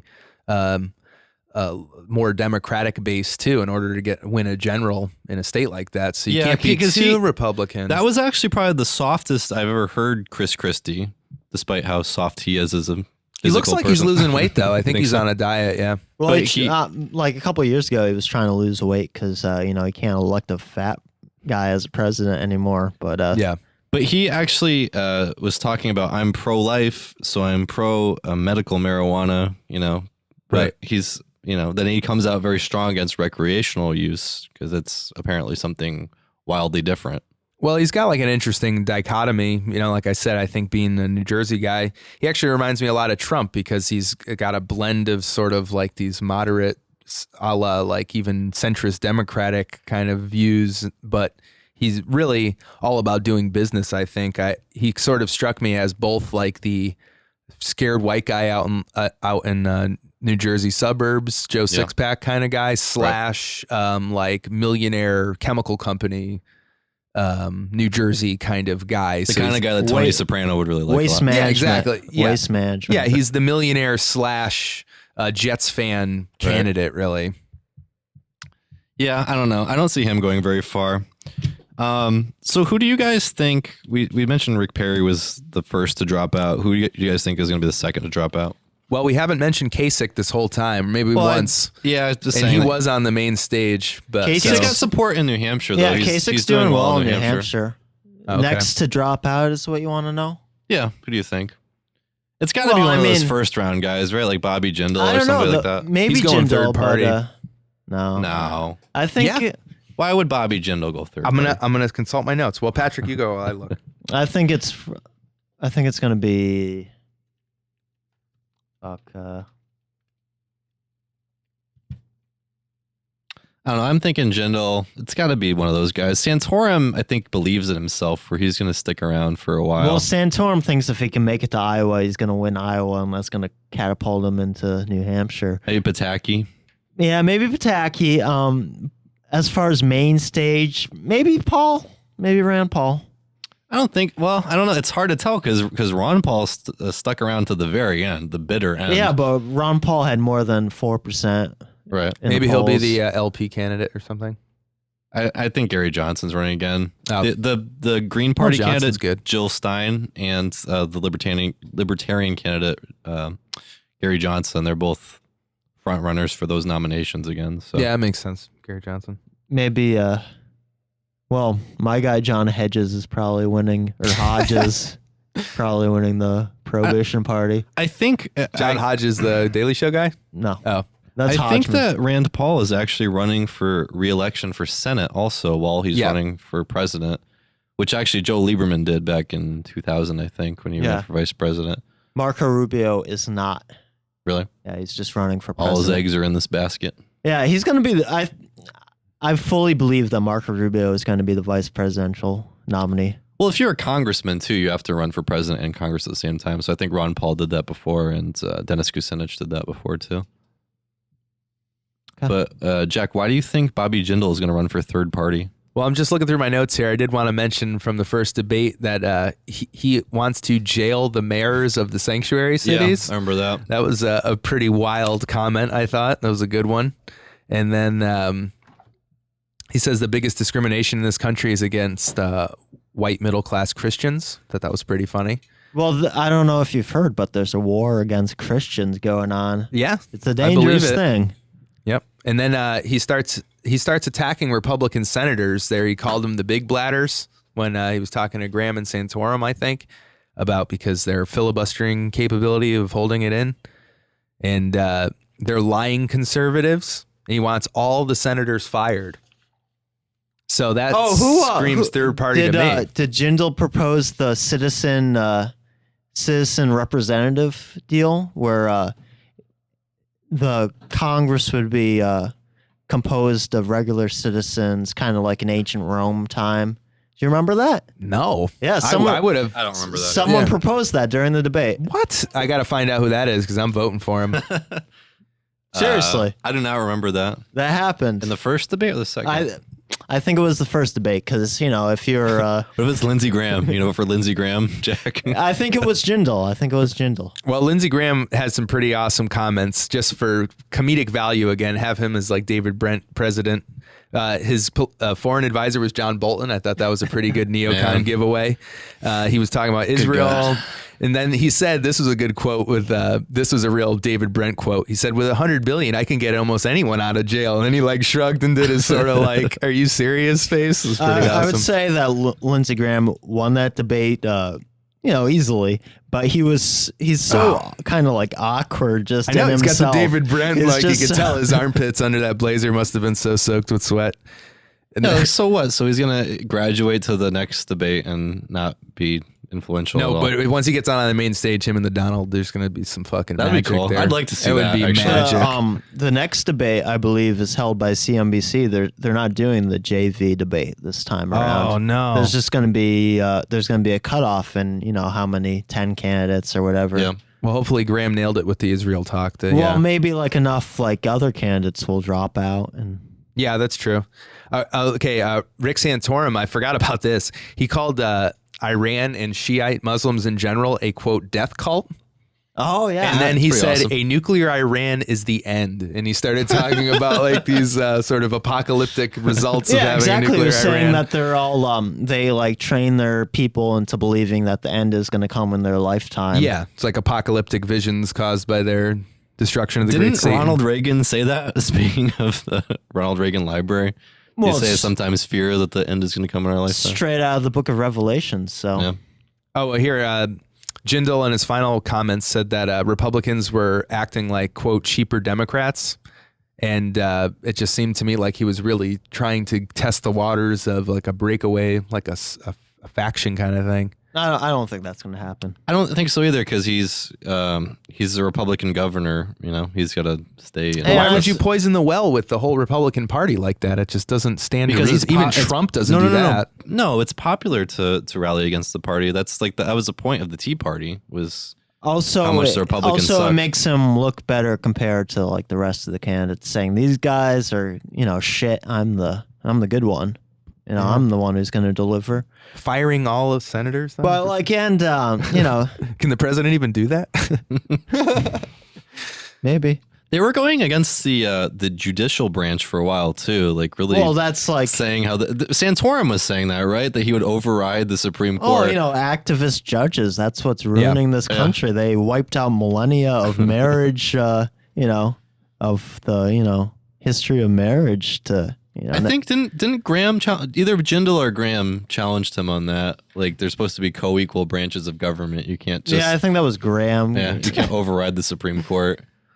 Yeah, because Santorum said, let's just not follow these Pataki laws too. or Yeah, it was something. just like, what? You can't do that. I think it was Pataki. We're a actually. nation of law. He kept saying that, like, are you people fucking crazy? Like, if there's a law, we have to follow it. You can't just not follow it if you were president. He said that's why the legislator exists, so you can make a law that supersedes like whatever the We all judicial passed branch. ninth grade civics or something. Someone came up with like a civics remark. Yeah, It's I either think him it or was, Graham. I think it was Pataki. Yeah. Yeah, the Republicans are funny because, and especially Republican voters, because it seems like they just kind of want to go with the most off the wall thing. You know, like why was Sarah Palin so popular? Well, it's funny. This was never the case before. Republicans have always been known for, nominating the most electable the boring candidate. person, right? Yeah, exactly. The Richard Nixon, the guy that's not really that interesting. John McCain, Mitt Romney, examples. Well, Bush was pretty ridiculous of a candidate. Yeah, but he was total establishment, though. Yeah, he was that's the true. governor of Texas, for Christ's sake. That's true. But it's funny because I remember in like 2004 when the Democrats were on the verge of nominating Howard Dean, all the pundits are saying this would never happen in the Republican Party, Well, I remember in 2008, there was a big backlash against John McCain, and there was a backlash against Mitt Romney, too. Like, the Rush Limbaughs were very upset about these Yeah, these nominees. because the Republicans always want to push it to the edge. Yeah. As conservatives, the progress of society is moving against you. So you Right. got to go as far back as you can to fucking try to. Well, the conservative ideology as represented by Rush Limbaugh they want like sacrifices. They want tidings, they want their party to give them a candidate, or like at least McCain gave them Palin. That was supposed to like satisfy them. Right. Yeah. Please the base, but in reality, you're like alienating any sane American. Yeah, exactly. McCain wanted Joe Lieberman to be his vice president. Right. They But, probably like, should have. But He would have won, I'm sure. Their campaign knew that. They couldn't have. The Republicans couldn't have won that Their year. campaign knew that, Rush Limbaugh, Sean Hannity would have a conniption fit over that, Yeah. nominating a Democrat to be his. Right, and he had been the Democratic vice presidential nominee in 2000. So, but yeah, I don't know. It just seemed the first debate and the first half of the second debate just seemed completely absurd to me. It seemed like just a circus. I think the All only those Miss America questions at the end. What a fucking boring, stupid section that was. It was like 15 minutes too. well, the second debate was too long. That thing went like 2 or Yeah, it was 3 2.5 hours. hours. CNN wanted the advertisement revenue. Yeah. It was like 3 hours long. It was Yeah, crazy. with the commercials, it must have been 3 hours. Have you heard long. about the ratings on it yet? Because I think It was the Fox debate got 24 million. The CNN debate got 23 million, which is that's a lot. actually more impressive because For it's, a they primary average it out. debate? Yeah, a year away from the It's an fucking hour. actual Yeah. election. Well, More it's an than a year. hour. The CNN debate was an hour longer than Fox News debate, so they average it out over like the running. So actually, 23 million is more impressive than 24 million. Right. But you have to Yeah, think that's true. most of the viewers are there for Trump. Yeah. You would think. I don't You- think that was the most. It was the most viewed event on CNN ever. So Really? More than like believe the The Persian second- Gulf War or anything like that? the second place was some interview Larry King did, like way back when. It wasn't even like remarkable. The Ramses. Was it in that I don't know if it was in that video that you were talking about, that documentary, but I saw this Donald Trump interview with Larry King where He tells me he has bad It's breath. bad, yeah. That was in that. It was pretty awesome. You have very bad breath. Has everyone ever told you that before? I'm going to sit back. It's pretty awesome because I bet Larry King does have really bad, like Mr. probably, I'm LeBeau, sure. Mothball breath. You know what I'm talking about? It's funny now on cable, like you see these things that are Larry King's special reports. he's on And RT, I think, they're- isn't he? Well, these things on cable though, Yeah. they're infomercials. So you watch it. It's called Larry King Special Report. I'm for life insurance. No, it's for, that guy who does all those natural cures or whatever, the natural medications. Oh, Kevin Trudeau? Yeah, Yeah, it's of course, it's yeah. with Kevin Trudeau or something. Oh, that's awesome. Kevin Trudeau and Larry King. I got to watch that. But it's like, it's called Larry King Special Report. It doesn't say it's like, infomercial or anything. Amazing fat-breaking pills are available. They're made out of clamshells. Tell us more about that. It's funny, like last year I was watching a Dodgers game and I was like, who's that dinosaur behind home plate? It looked like a reptile of some sort. It was Larry King. I stay young by the blood of infants. It's funny. He's really not that old. He's like 78 or something, which is old, but like Regis is older. He looks like much more like... Smoking will get you, man. I guess Larry so. King sounds like he was like a 2-pack a day kind of guy. He used to have these long radio shows that would start like at midnight and go all the way through the morning. And he'd have like guests he'd interview. I'm sure he was just chain smoking the whole time. Yeah. Got the ashtray on the butt. So how does that make you feel? Well, I want to take a break here and then come back and talk about some other stuff if you guys have some time left. Yeah, I do have a final thought, though, for the debates. Okay. I really liked Jeb Bush, really creeped me out. I really don't like him at all when they were talking about which woman would you put on the $10 Oh, bill. yeah, I didn't want to talk And about he that, chose too. Margaret Thatcher. Yeah, Margaret Thatcher. The Prime Minister of England in the 80s. Yeah, well, that was ridiculous. It's like, okay. Well, you know what, too? I thought that was a perfect opportunity for Rand Paul to talk about monetary policy. That was a perfect opening. You could have made some kind of Janet Yellen joke and, Yeah, but it was Rand Paul. Did you hear his Secret Service code name?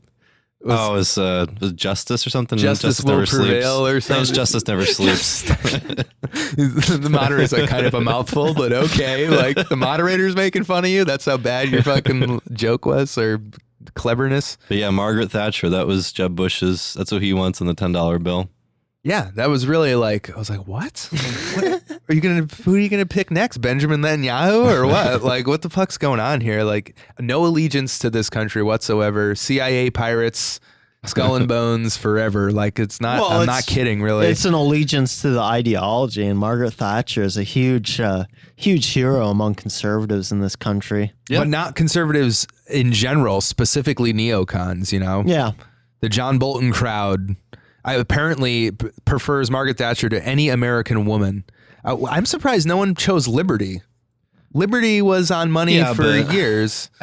Yeah, I suppose, but that's And not a real it's freedom, person. but Yeah. it's liberty. It's an American woman. I think that they Statue of Liberty. I think that they should pick Emma Goldman. I actually had a... Well, that would be cool, but, does she even count? I tried to start a thing. By the way, folks, you can follow us on Twitter at PRIMO NUTMEG. I tried to start a new hashtag for Emma10. Hashtag Emma10 for Emma Goldman on the...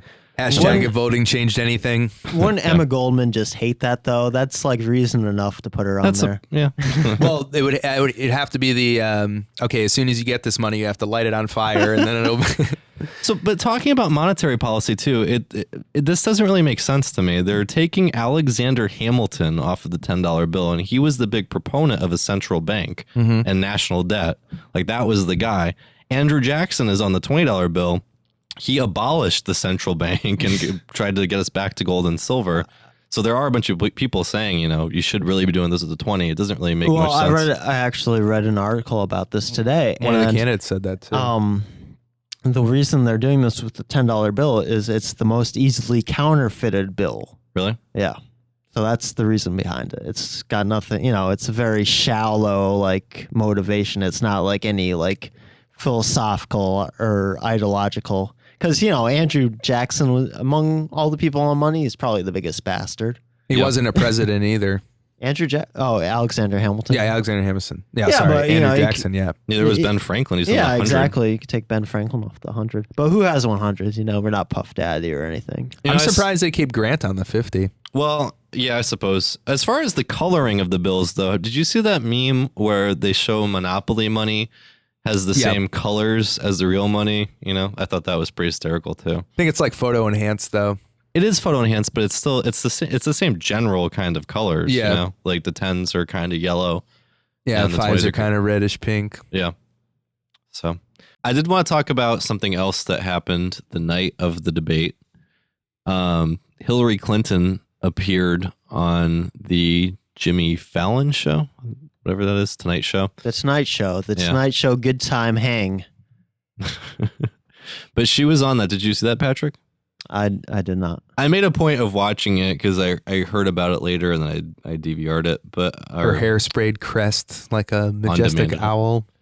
But yeah, that was a really awkward interview because she was, as you were saying earlier, trying very hard to be personable. I'm jovial. Laughing and like high-fiving him. She asked him to pull her hair at one point, like making like a Donald Trump hair joke. Yeah. Just because her hair is like almost as radical these days. Yeah. $600 haircut.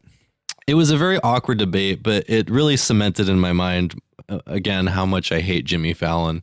Because he was just, he sucks. Yeah, I know. Just eating out of the palm of her hand. Just well, I saw maybe the week before he had Trump on the show, and it was like such a lightweight interview. Yeah, he's just. It was the same thing with Hillary. He brought they had boxes of briefs. They had to bring up the email thing, obviously, and then he's like, the real headline should be Grandma knows how to use email. Well, break the fourth wall. It's funny because. He's not a, when celebrities are on the show, they just kind of like play games and stuff. But when he has a political interview, he actually has to like ask him questions. He's just not equipped for that. I mean, don't think that anyone is good at it, but he's so bad. Like he's just so terrible at raising any kind of issue or just kind of giving everyone a pass, just trying to be everybody's friend. It's really bad. He just wants to have a good time. Okay. He's everybody's biggest fan. Like no matter who the guest is, Jimmy Fallon will say he's his biggest fan. That's what I've seen. But it'll be interesting. It's funny, Colbert's new show, he has like one serious guest on every night. So I did want to bring that up. Stephen Colbert just started hosting The Late Show on CBS. And I've been watching a bit of that, and I think he's doing a pretty good job. Patrick, you must have been watching it. What did you think? Generally, I think, a week into a talk show is too soon to tell. Just because these shows develop into something else over time. Like when Letterman took over The Late Show or started The Late Show, it was so crazy. It was like such a crazy spectacle of a show. Like if you watch the really early late shows, over time it developed. It like evolved in something much more mild mannered. Is that where he's like wearing the Velcro suit? No, and he's, that was his NBC show. What happened is NBC show was pretty crazy, but then he kind of toned it down and he was trying to get the Tonight Show. And then he went over to CBS, and his early CBS shows are pretty off the wall. Like, what did they do? A lot of like him going out into the general public doing... No, they did that later, like the stuff on the drop shit off the roof. No, him going and like manning the booth at Taco Bell, the drive-through. Pretty funny. Also, he'd like put cameras on people and like tell them to do stuff as they like walked around the city. Remote control person. Yeah, and they stopped doing that when Rupert G got like someone tried to stab him. So like over the time, it became a much more mild show. But the thing that the heart attack got him. Well, the thing that always like set him above like Leno for me was he could like interview anybody. He was a great interviewer. Yeah, and he, as opposed to Jimmy Fallon, he would kind of prod people a little bit and actually raise issues. He would challenge people. Yeah, if, like someone, Bill O'Reilly, like they had some kind of sparring shit, and if someone George W. Bush or if whoever. someone he didn't like him on, he'd give him a hard time. But even with celebrities, like I think the tendency among modern talk show hosts is just to like joke your way through an interview. I mean, well, honestly, that's how a lot of journalists are nowadays. Is they're not that critical of politicians because they don't want to lose their access. They want to be able to, keep interviewing them and getting the byline for having spoken to them, so they're not that critical. The whole Hugh Hewitt dust up with Donald Trump, like Donald Trump was on Hugh Hewitt's radio show, and he asked him about a world leader, and Trump didn't know. And then like immediately afterwards, it was, Hugh Hewitt's like asking me gotcha questions, like gotcha questions. You're a politician, you should be able to answer the shit. But then by the time the debate happened, they had like made up, like Hugh Hewitt said, "Oh, he must have just misheard me." Just total bullshit. He says he was explaining that during the debate, and then he said, "quote Trump said, yeah, it was asked me a bunch, Arab name. There are too few people anywhere who would know those names." That's what he said, which is pretty funny because I'm like, what about the Arab world? They probably wouldn't have any trouble with them. Anywhere, Arab name. But back to Colbert, I think in the first episode of Colbert, they had a bit that I thought Jack would have really liked a lot, where they had he was going through the Captain America shield, and he had this and that on his trophy case, and then they had the cursed amulet. Yeah, and like he was talking about like the ancient god it was dedicated to, and then it was like forcing him to do this this product placement thing for hummus. It was like a really bizarre skit, and it was like he showed his hand, and his hand was all burnt. Like, yeah, that's my hope for Colbert. Is like, I mean, Jimmy Fallon is so much just like playing games and stuff. It's not like written comedy. Yeah. My hope for Colbert is they actually do written comedy. And same with like Jimmy Kimmel. He does a lot of like hidden cameras and stuff like that, and like man on the street kind of things. My personal hope is that Jimmy Fallon's Tonight Show bombs so badly against Stephen Colbert that they are forced to get Conan to come back. That's not going to happen though, because like Colbert won his first night, and then like Fallon went like automatically back to the top. It's like it's the mainstream show. Like Leno always won, and Letterman was always second. Colbert is always going to be second to Fallon. It's just the way it's going to go. But why? Like, who watches that shit? People love Jimmy Fallon. Yeah, it's all derps. I just don't know these people. Like, I don't know Hillary Clinton supporters. I don't know people middle-aged lesbians. I don't know people who watch Jimmy Fallon. Jimmy Fallon Tonight Show fans. Shane's buddies. Well, no, I mean, it's a mainstream show, like, and the clips get like millions of views on YouTube. That's what Jimmy Fallon does. Yeah, people think he's funny for some reason. Like, I never thought he was funny on Saturday Night Live. He had one bit one time when they did a Celebrity Jeopardy bit where he was mocking Adam Sandler, and he did like an Adam Sandler impression, like brought out the guitar and stuff. That was funny. He did a really good job that time, but every other thing that he has ever done has sucked. Well, because he's like the new Adam Sandler. Well, no, I'll say this about Jimmy Fallon: he wasn't a bad guy. He wasn't a bad cast member on Saturday Night Live until Will Ferrell left, and then he had to be the guy. He was in every skit, and he just wasn't good enough. No, he sucked. He was always laughing and like ruining shit. Like, yeah. Like, you're not funny right now. Like, you're ruining the fucking jokes by being like laughing to yourself and like covering your face all the time, like all the time. I feel bad for the boomers who like grew up watching Johnny Carson, and now not only is he gone, but Leno and Letterman are gone, and they're just left with all these new comics. I think people just forget. They don't care. I think Fallon's Tonight Show is more like Carson's Tonight Show than Leno's Tonight Show, though, because they do a lot of sketches and stuff. I don't even know if Carson's Tonight Show is good. Do you know if it's good? I've seen clips on the internet. I've seen some. Everyone loves them. No, I just take it at word that it's good. Who knows if it's good? That's true. I have seen a bunch of them. I think that the thing about his show is that he could have anyone on the show. So whoever was the big thing in 1975 or 1982, they were on his show, and he'd have some kind of really interesting discussion. Yeah, I think he was a good interviewer. It was like Dick Cavett. Have you seen the Dick Cavett show? Yeah, I have. I think Dick Cavett's pretty good. I think comedy ages though, so like stuff Carson was doing. I've seen like sketches where he's like dressed up as like the old woman or whatever. It's really fucking stupid these days. Yeah. Groucho Marx is fucking hilarious still to this day. Yeah. And so are the Three Stooges. Seinfeld has a quote where he said, "Funny's funny. It doesn't really matter on the time." But I kind of wonder about that sometimes. Like I'll see old Jack Lemmon movies, and like some of them are very, very good, but other ones they're not funny. You know? And you have to remember, talk shows are topical humor. If it's like when Louis C.K. was doing the 40 episode years in the future, he's doing the Nixon and Reagan jokes. You ever see that one? Yeah, I have.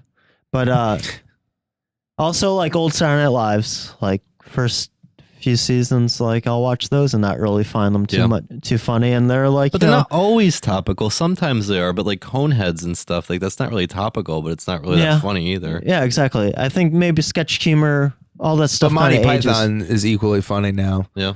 I think it's just some stuff's better than other stuff.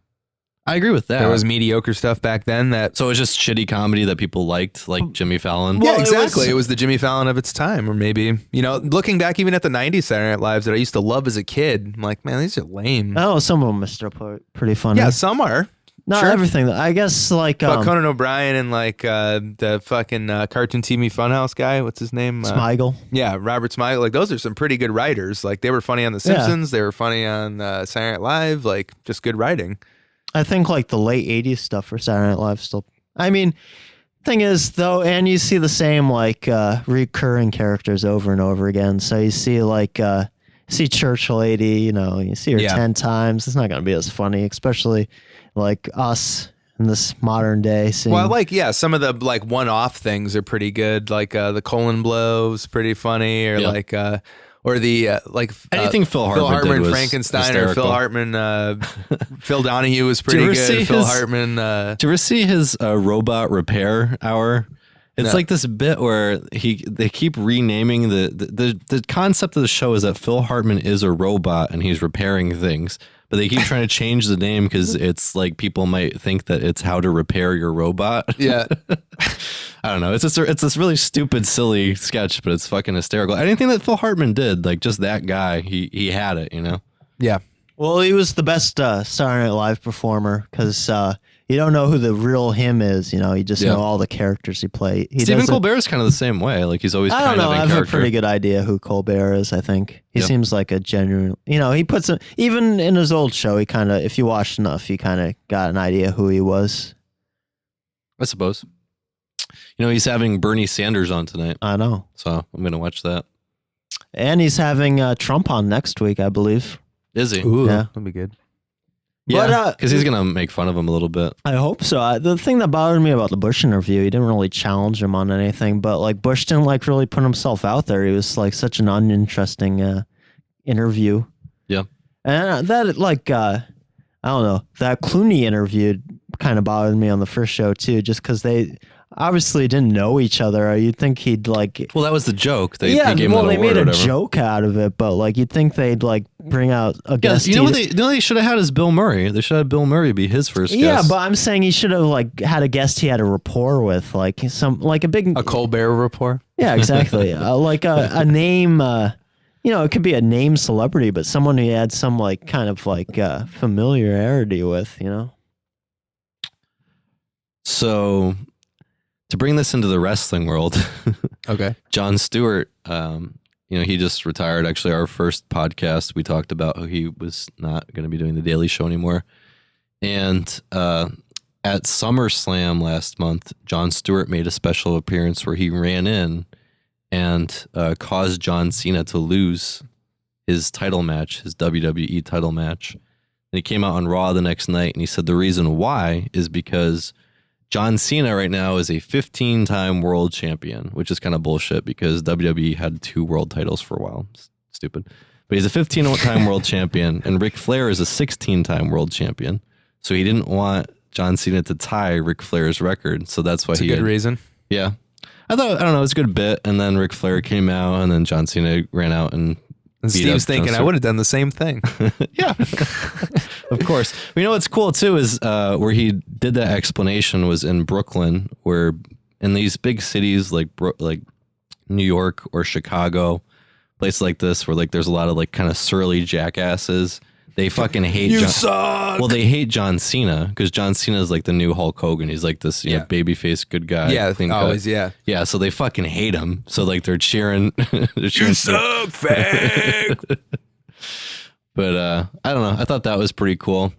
And you know what else is interesting in wrestling recently is they're bringing back a bunch of other old guys. Like at that same pay-per-view, they had a match between Brock Lesnar and Undertaker.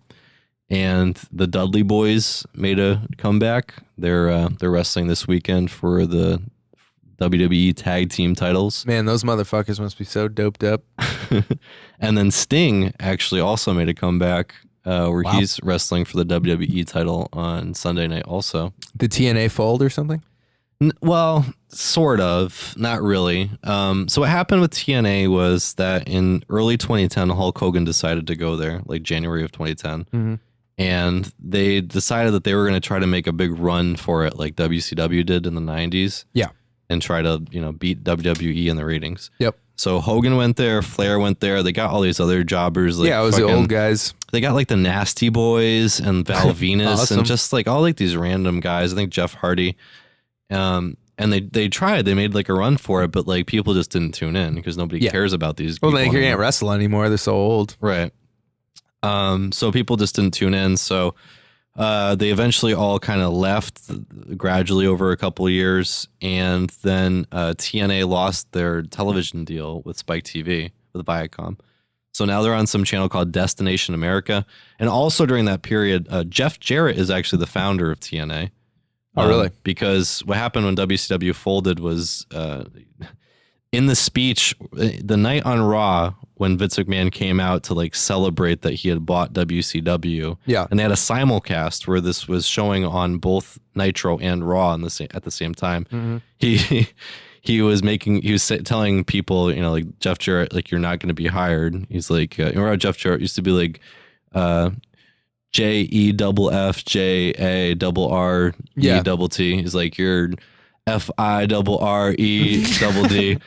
So, he made a point of it. So Jeff Jarrett started TNA. He founded it, and then he sold to Panda Energy, which is the Carter family. And then, so they had a controlling share. So Jeff Jarrett eventually, during this period when Hulk Hogan and Ric Flair and all these guys were starting to leave, he started this new company called Global Force Wrestling. So, long story short, TNA is now on this channel called Destination America. And Oh, really? They're the ones who are going to have the exorcism live on TV this Halloween. They're having an exorcism. Yeah, live exorcism. Pretty awesome. I have to tune in for that. Yeah, if you get it, let me know because I'll watch that shit. But now that station, they're kind of it's two wrestling companies. Well, it's so the Impact Wrestling, that show, which is like Nitro or Raw. It's the name of the actual show. Yeah, TNA Impact. Yeah. It's TNA and GFW. They're like feuding with each other. It's kind of like WCW, NWO, sort of.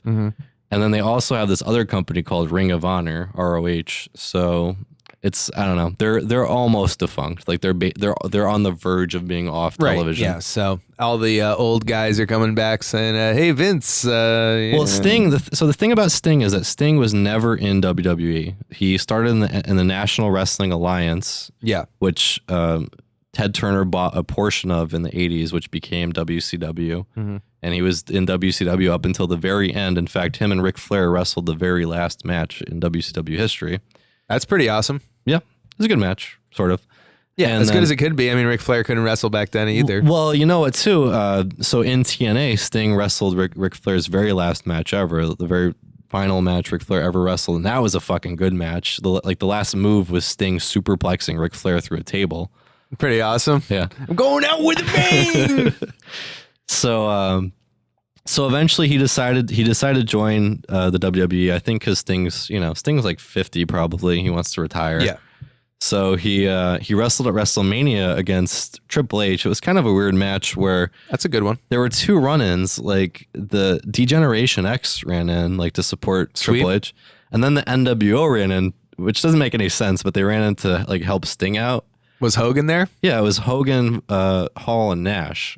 It doesn't. Wow, Scott Hall was there too? Yeah. Wow. It doesn't make any sense. Like, why would the NWO help Sting? But whatever. Well, it's wrestling. It makes enough sense, Yeah. But anyway, yeah. Beats a gobbledygooker. So on Sunday, Sting's wrestling for the WWE title. I think he just wants to kind of do that one last time before he retires. Might as well. Well, then he can get claim championships for both of them. Right. Yeah. Like I said, he's done Flair. everything. But I don't know. I thought that was kind of fun. Patrick, you're not a really wrestling fan. No, I heard Billy Corgan of the Smashing Pumpkins was a story consultant for TNA now. Really? Yeah, he was like coming up with like storylines. I wonder for what. I saw a video of him in a wrestling ring for like a minor league thing in Michigan, Yeah, he had like a reality show or some shit about it, like a minor league wrestling. I don't know. Pretty cool. I'm not a big Billy Corgan fan. Patrick, have you ever been to a wrestling event or like saw wrestling like when you were a kid or anything? You never watched it? No, I was never a big wrestling fan. I always took people at their word that it was interesting, but I was really in WCW when I was like in 6th grade. So was I. I liked wrestling when I was a kid, like WWF stuff. Yeah. But I would watch it like intermittently. But Jake then the Snake Roberts and Ultimate Warrior, Macho Man. Yeah, like mid-90s, like Super Nintendo wrestlers, Bam Bam Bigelow and That's like when Doink's Feud. I didn't really watch in that time. I watched when I was little. Like when I was very young, I watched Macho Man, Jake the Snake, Big Boss Man, I remember. And then like I kind of stopped for a while. And then like when I was like 12 or 13, when it like started getting really interesting again with it. But for me, it was the NWO. WCW or like the whole Lucha Libre was like a whole new aspect of it. That was like really athletic kind of wrestling, like really exciting, like good matches. And then like Chris Benoit and Diamond Dallas Page or like Booker T and DDP, like any of those sort of light heavyweight, I think it was, divisions. Cruiserweight. Well, it was Cruiserweight in WCW and light heavyweight in WWF. Okay, yeah, so Cruiserweight. Those matches are like for the TV belt. I remember was like a really good. Those were always really good storylines. Yep. And like just great wrestling, a lot of less talking and more wrestling. Like I tried to watch wrestling as a joke. I watched like Monday Night Raw a couple weeks ago, or like actually it was probably like 6 months ago now. But for like 20 minutes, I'm like, man, these guys haven't even fucking wrestled once. They're just like shooting. It's backstage stuff. Like it's really South Park is dead on when they're just like acting. It's funny when Jon Stewart came out when he was being confronted by Ric Flair and John Cena.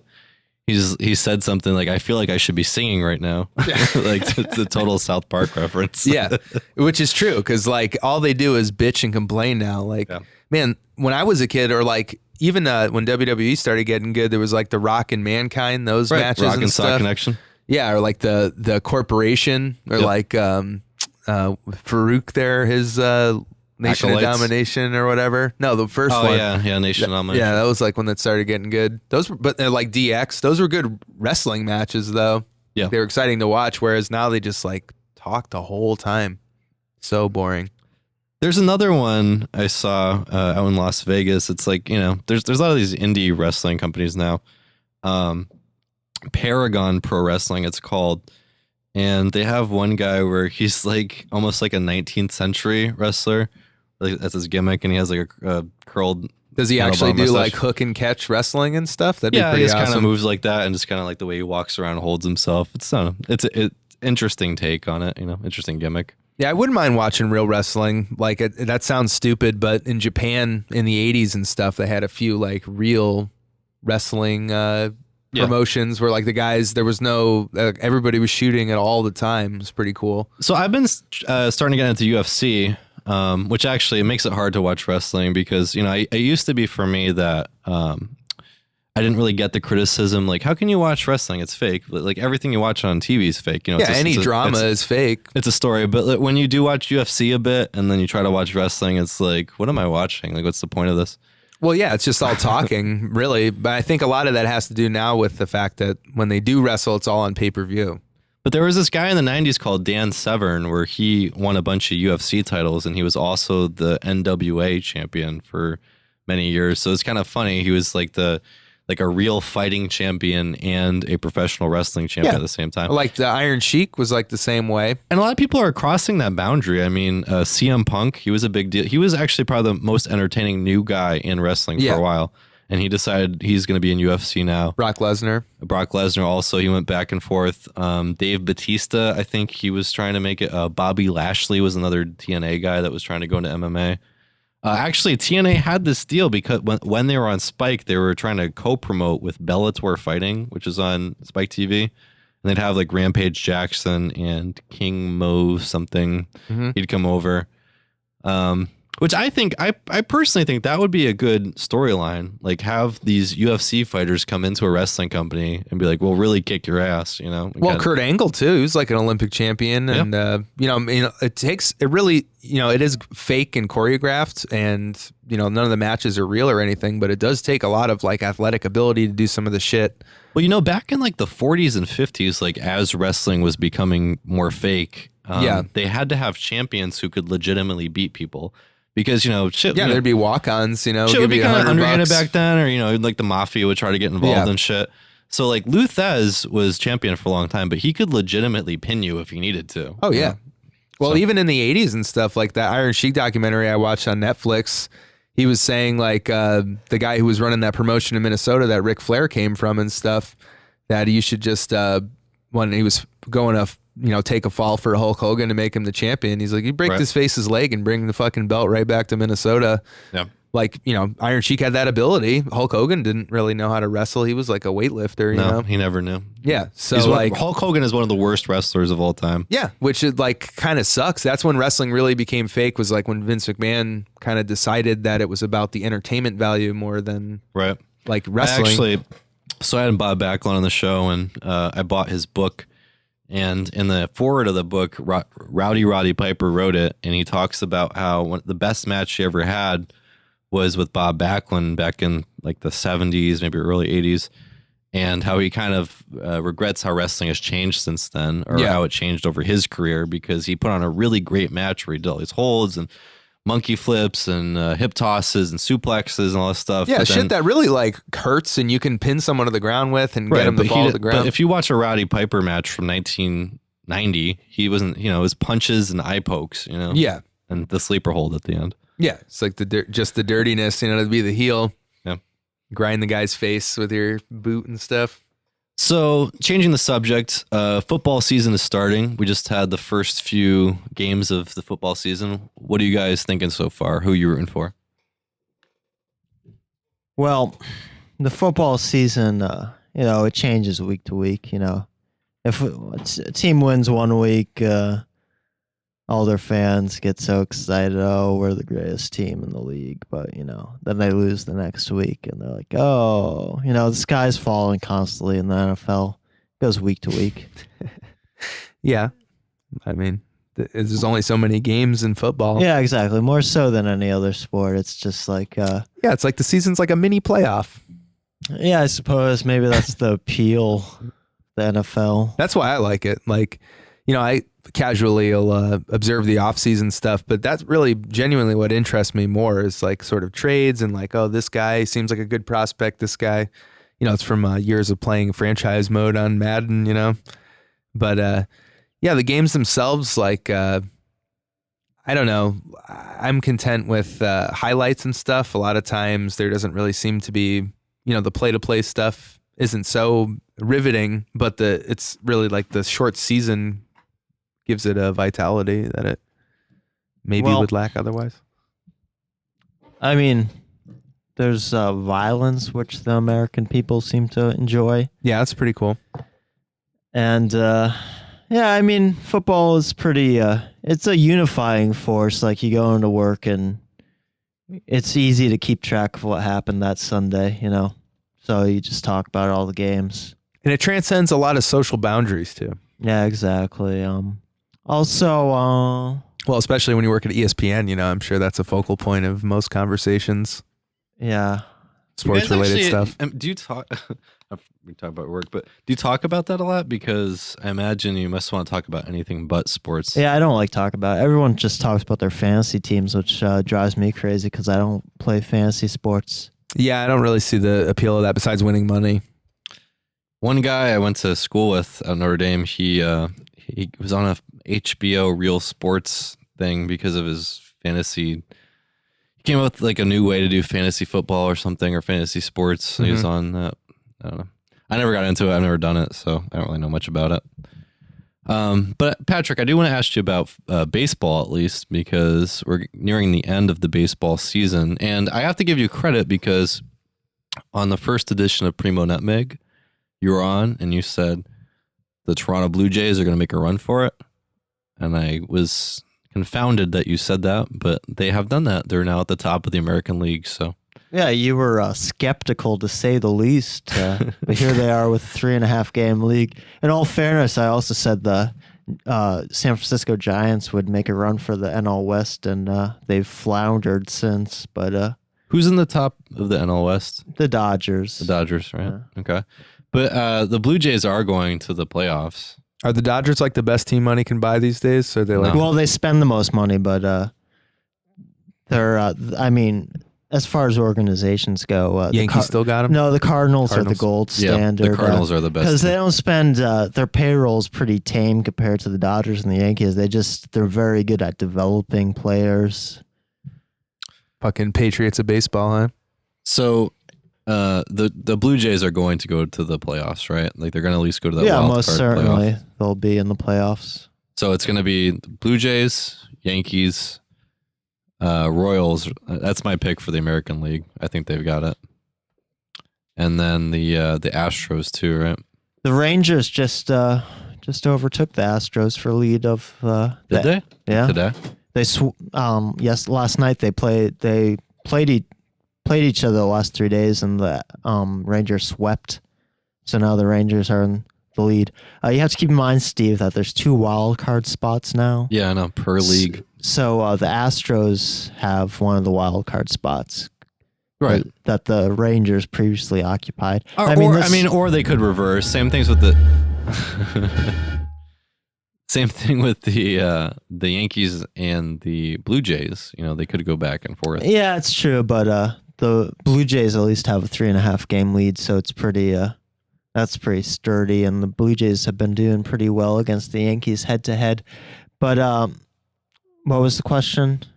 Well, I was trying to first list the teams that are going to make it to playoffs. So there's them. Then the Mets, it seems like, have the NL East. Yeah, right? the Mets and the NL East. The Cardinals will have it, and then the Dodgers, and then the Pirates and the Cubs. Well, for the wild Cubs card. are losing ground. It seems like I thought the Nationals are actually right on their heels.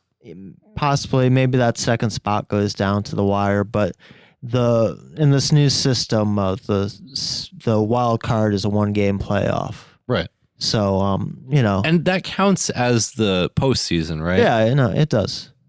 It's a stupid setup. I don't really agree with that. I like it because it's more like the NFL now, but I don't. Well, it brings that excitement. A 1-game playoff elimination game. It's a very exciting game. Do you think that happened because of like 2007, where I think it was like the Padres and the Rockies, where they had a 1-game playoff? Well, there's that's a somewhat frequent occurrence. These 1-game playoffs, you get them once every couple of years. But what happened was since the wild card was created in, I believe, maybe 95 when they expanded the league. There used to be just the East and the West, but then they added a Central, and they needed to figure out a fourth. They added the wild card, so it was even in the playoffs. Right. But these wild card teams. They were winning the World Series like crazy, So they figured, let's give teams an incentive for winning their division. So that's the incentive. You don't have to play the 1-game series. Okay. I don't know. I think the playoff, like the way baseball is right now, just totally does not make sense to me. Why is that? Because you have an odd number of teams in both leagues, which necessitates interleague play, which I hate, because that's the point of the World Series, that you have an American League team play a National League. Like that's the World Series and All-Star game. That's the point, is that you have these different leagues play each other. I agree that interleague play has cheapened the World Series because sometimes you get teams that played during the regular season. It used to be special, like, the Reds are playing the Red Sox. That didn't happen in the regular season. Now it can happen in the regular season, and now it could happen in the World Series. But I kind of like it just because, I don't know, it used to be that you just have like a month of interleague play straight. I like that it's kind of divided along the season now. It's, I don't know, kind of breaks it up. And, the Cubs and the White Sox are playing each other, and it's not the same time the Yankees are playing the Mets. So it makes those series kind of stand out. Right. But I mean, the Yankees are going to play the Mets next week or something. Starting tonight. Tonight. Okay. So what if that's the World Series? Like, doesn't that that takes away from the draw of it? Sure, but they would have, are you arguing against interleague play? Yes, throughout the season, or just in general? Yes, all interleague play. Well, it's existed for a while now, so I think that there should be 3 more teams. What about each football? league? Yeah, I think that too. because that's the point of the Super Bowl. But Well, I agree, but I take the other stance where they should just eliminate all the leagues and then just the best teams should go to the playoffs. Okay. but the Because thing- there's a lot of times, especially in football, because the divisions are so small, but like the win-loss groupings are so tight, where like a 10-6 team doesn't make it to the playoffs, but like an 8-7 team does because they won a shitty division. Yeah, and that's the problem with that's, the playoffs this year, because for baseball, there's 3 teams from the National League Central Division that are going to go to the playoffs. but that's a good thing about the system, because these teams wouldn't have made it if they were another. Yeah, because they weren't as good as some other teams. So I want to see the best teams play these each other team- to determine the best No, of the these best teams are better than the other division leaders. So they're so you're saying get rid of the leagues and merge the divisions within the leagues? what Jack was talking about is a problem unique with football. I don't think this problem relates to baseball as much, just because there's so many Why? games. Well, you don't get the law of averages is on baseball's side for sure. you don't get these these mediocre teams making the playoffs in baseball as much as in football. Yeah, I don't really follow baseball that much. So. You don't get like the equivalent of a 8-8 team. You don't get a 81-81 baseball team making the playoffs. Right. That's a problem unique with football. But you could, now that there's more interleague play, it's more likely that you can. But even the AL East too, there'd be like really tight groupings, but the third team of the 4 like wouldn't make it just because. But now that problem's eliminated because of the second wild card. So now in the NL Central, there's 3 really good teams on the top. They're all going to have a chance for the playoffs. Yeah, that's true. Because if there's 2 wild card spots, So you're saying for football though, get rid of the conferences, and then would you merge the divisions? you could Like- do like an East and a West based on like geographical proximity. There's So like no you'd- teams in the middle, anyways. So you wouldn't even. So it wouldn't just be East and West from each conference. You'd merge. You'd get rid of the North and South also. Yeah. Wow.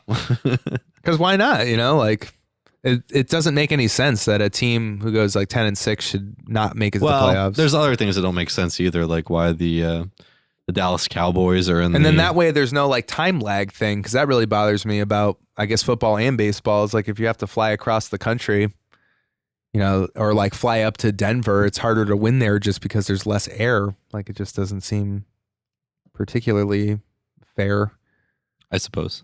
I was gonna say too. I don't know why the Dallas Cowboys are in the NFC East. Well, that's that's always bothered me. It's because Well, it's old. Yeah, they're it's old, and it's an established rivalry. So that when they reset the divisions, they didn't want to upset like what was one of the best rivalries in sports. Just the the Giants. the NFC, Or like the Eagles or the Reds, Yeah. or like all those all teams those like hate each teams, other yeah, all with a passion. Yeah, all those teams. Any matchup in that division is a storied rivalry. Yeah. pretty much. Pretty much. Because they've all been around since like the 40s. Or Right. the Cowboys are the latecomers in like 1960. Don't forget about the Steagles. Who are they? I guess during World War II, they merged the Steelers and the Eagles. Oh, They were the One same Pennsylvania team. team. Yeah, they were the Steagles. See, I think that'd be a good like regional rivalry. Like for instance, the Buffalo Bills and the Dolphins are kind of like bitter enemies. Yeah. But that doesn't really make a lot of sense from a geographical point of view. Like I'd much rather see like the Bills like hate the Browns or like the Steelers or something, like make a nice Rust Belt sort of rivalry. Or Detroit. Well, baseball is Great interesting Lakes. too for these interleague games that they play, because they tried to concoct these rivalries like the Red Sox and the Braves, because originally the Braves were the Boston Braves. Yeah. And then they became the Milwaukee Braves, and now they're the Atlanta Braves. But it doesn't really make any sense anymore. It's like, why does Boston care about Atlanta? Well, the Giants and Yankees too. They always bring that up. Yeah. Well, they don't. But you're supposed to have. It was This year they've played the Phillies instead of the Braves, which makes a little more sense, but not really. Yeah. And like, who do the I Blue think the Jays Indians feud? and the Braves should be rivals. Do the Blue Jays feud with the Nationals still because they were the Expos? Maybe, I don't know. The thing is, it's supposed to change divisions. Like you're supposed to play your natural rival, and then you play all the teams of a set division each year. So, like, say 1 year the Red Sox will play the Braves, but then they'll play all the teams in the NL Central. That's the way it's supposed to work. It's supposed to, like football, you rotate divisions. This is a very exciting conversation, you know. Wrestling, baseball, covered all the bases. Well, folks, that'll do it for this edition of Primo Nutmeg. Thanks for joining us, and thank you to Jack and Patrick for being here tonight. If you enjoyed tonight's show, please do like us on Facebook and follow us on Twitter. Until next time.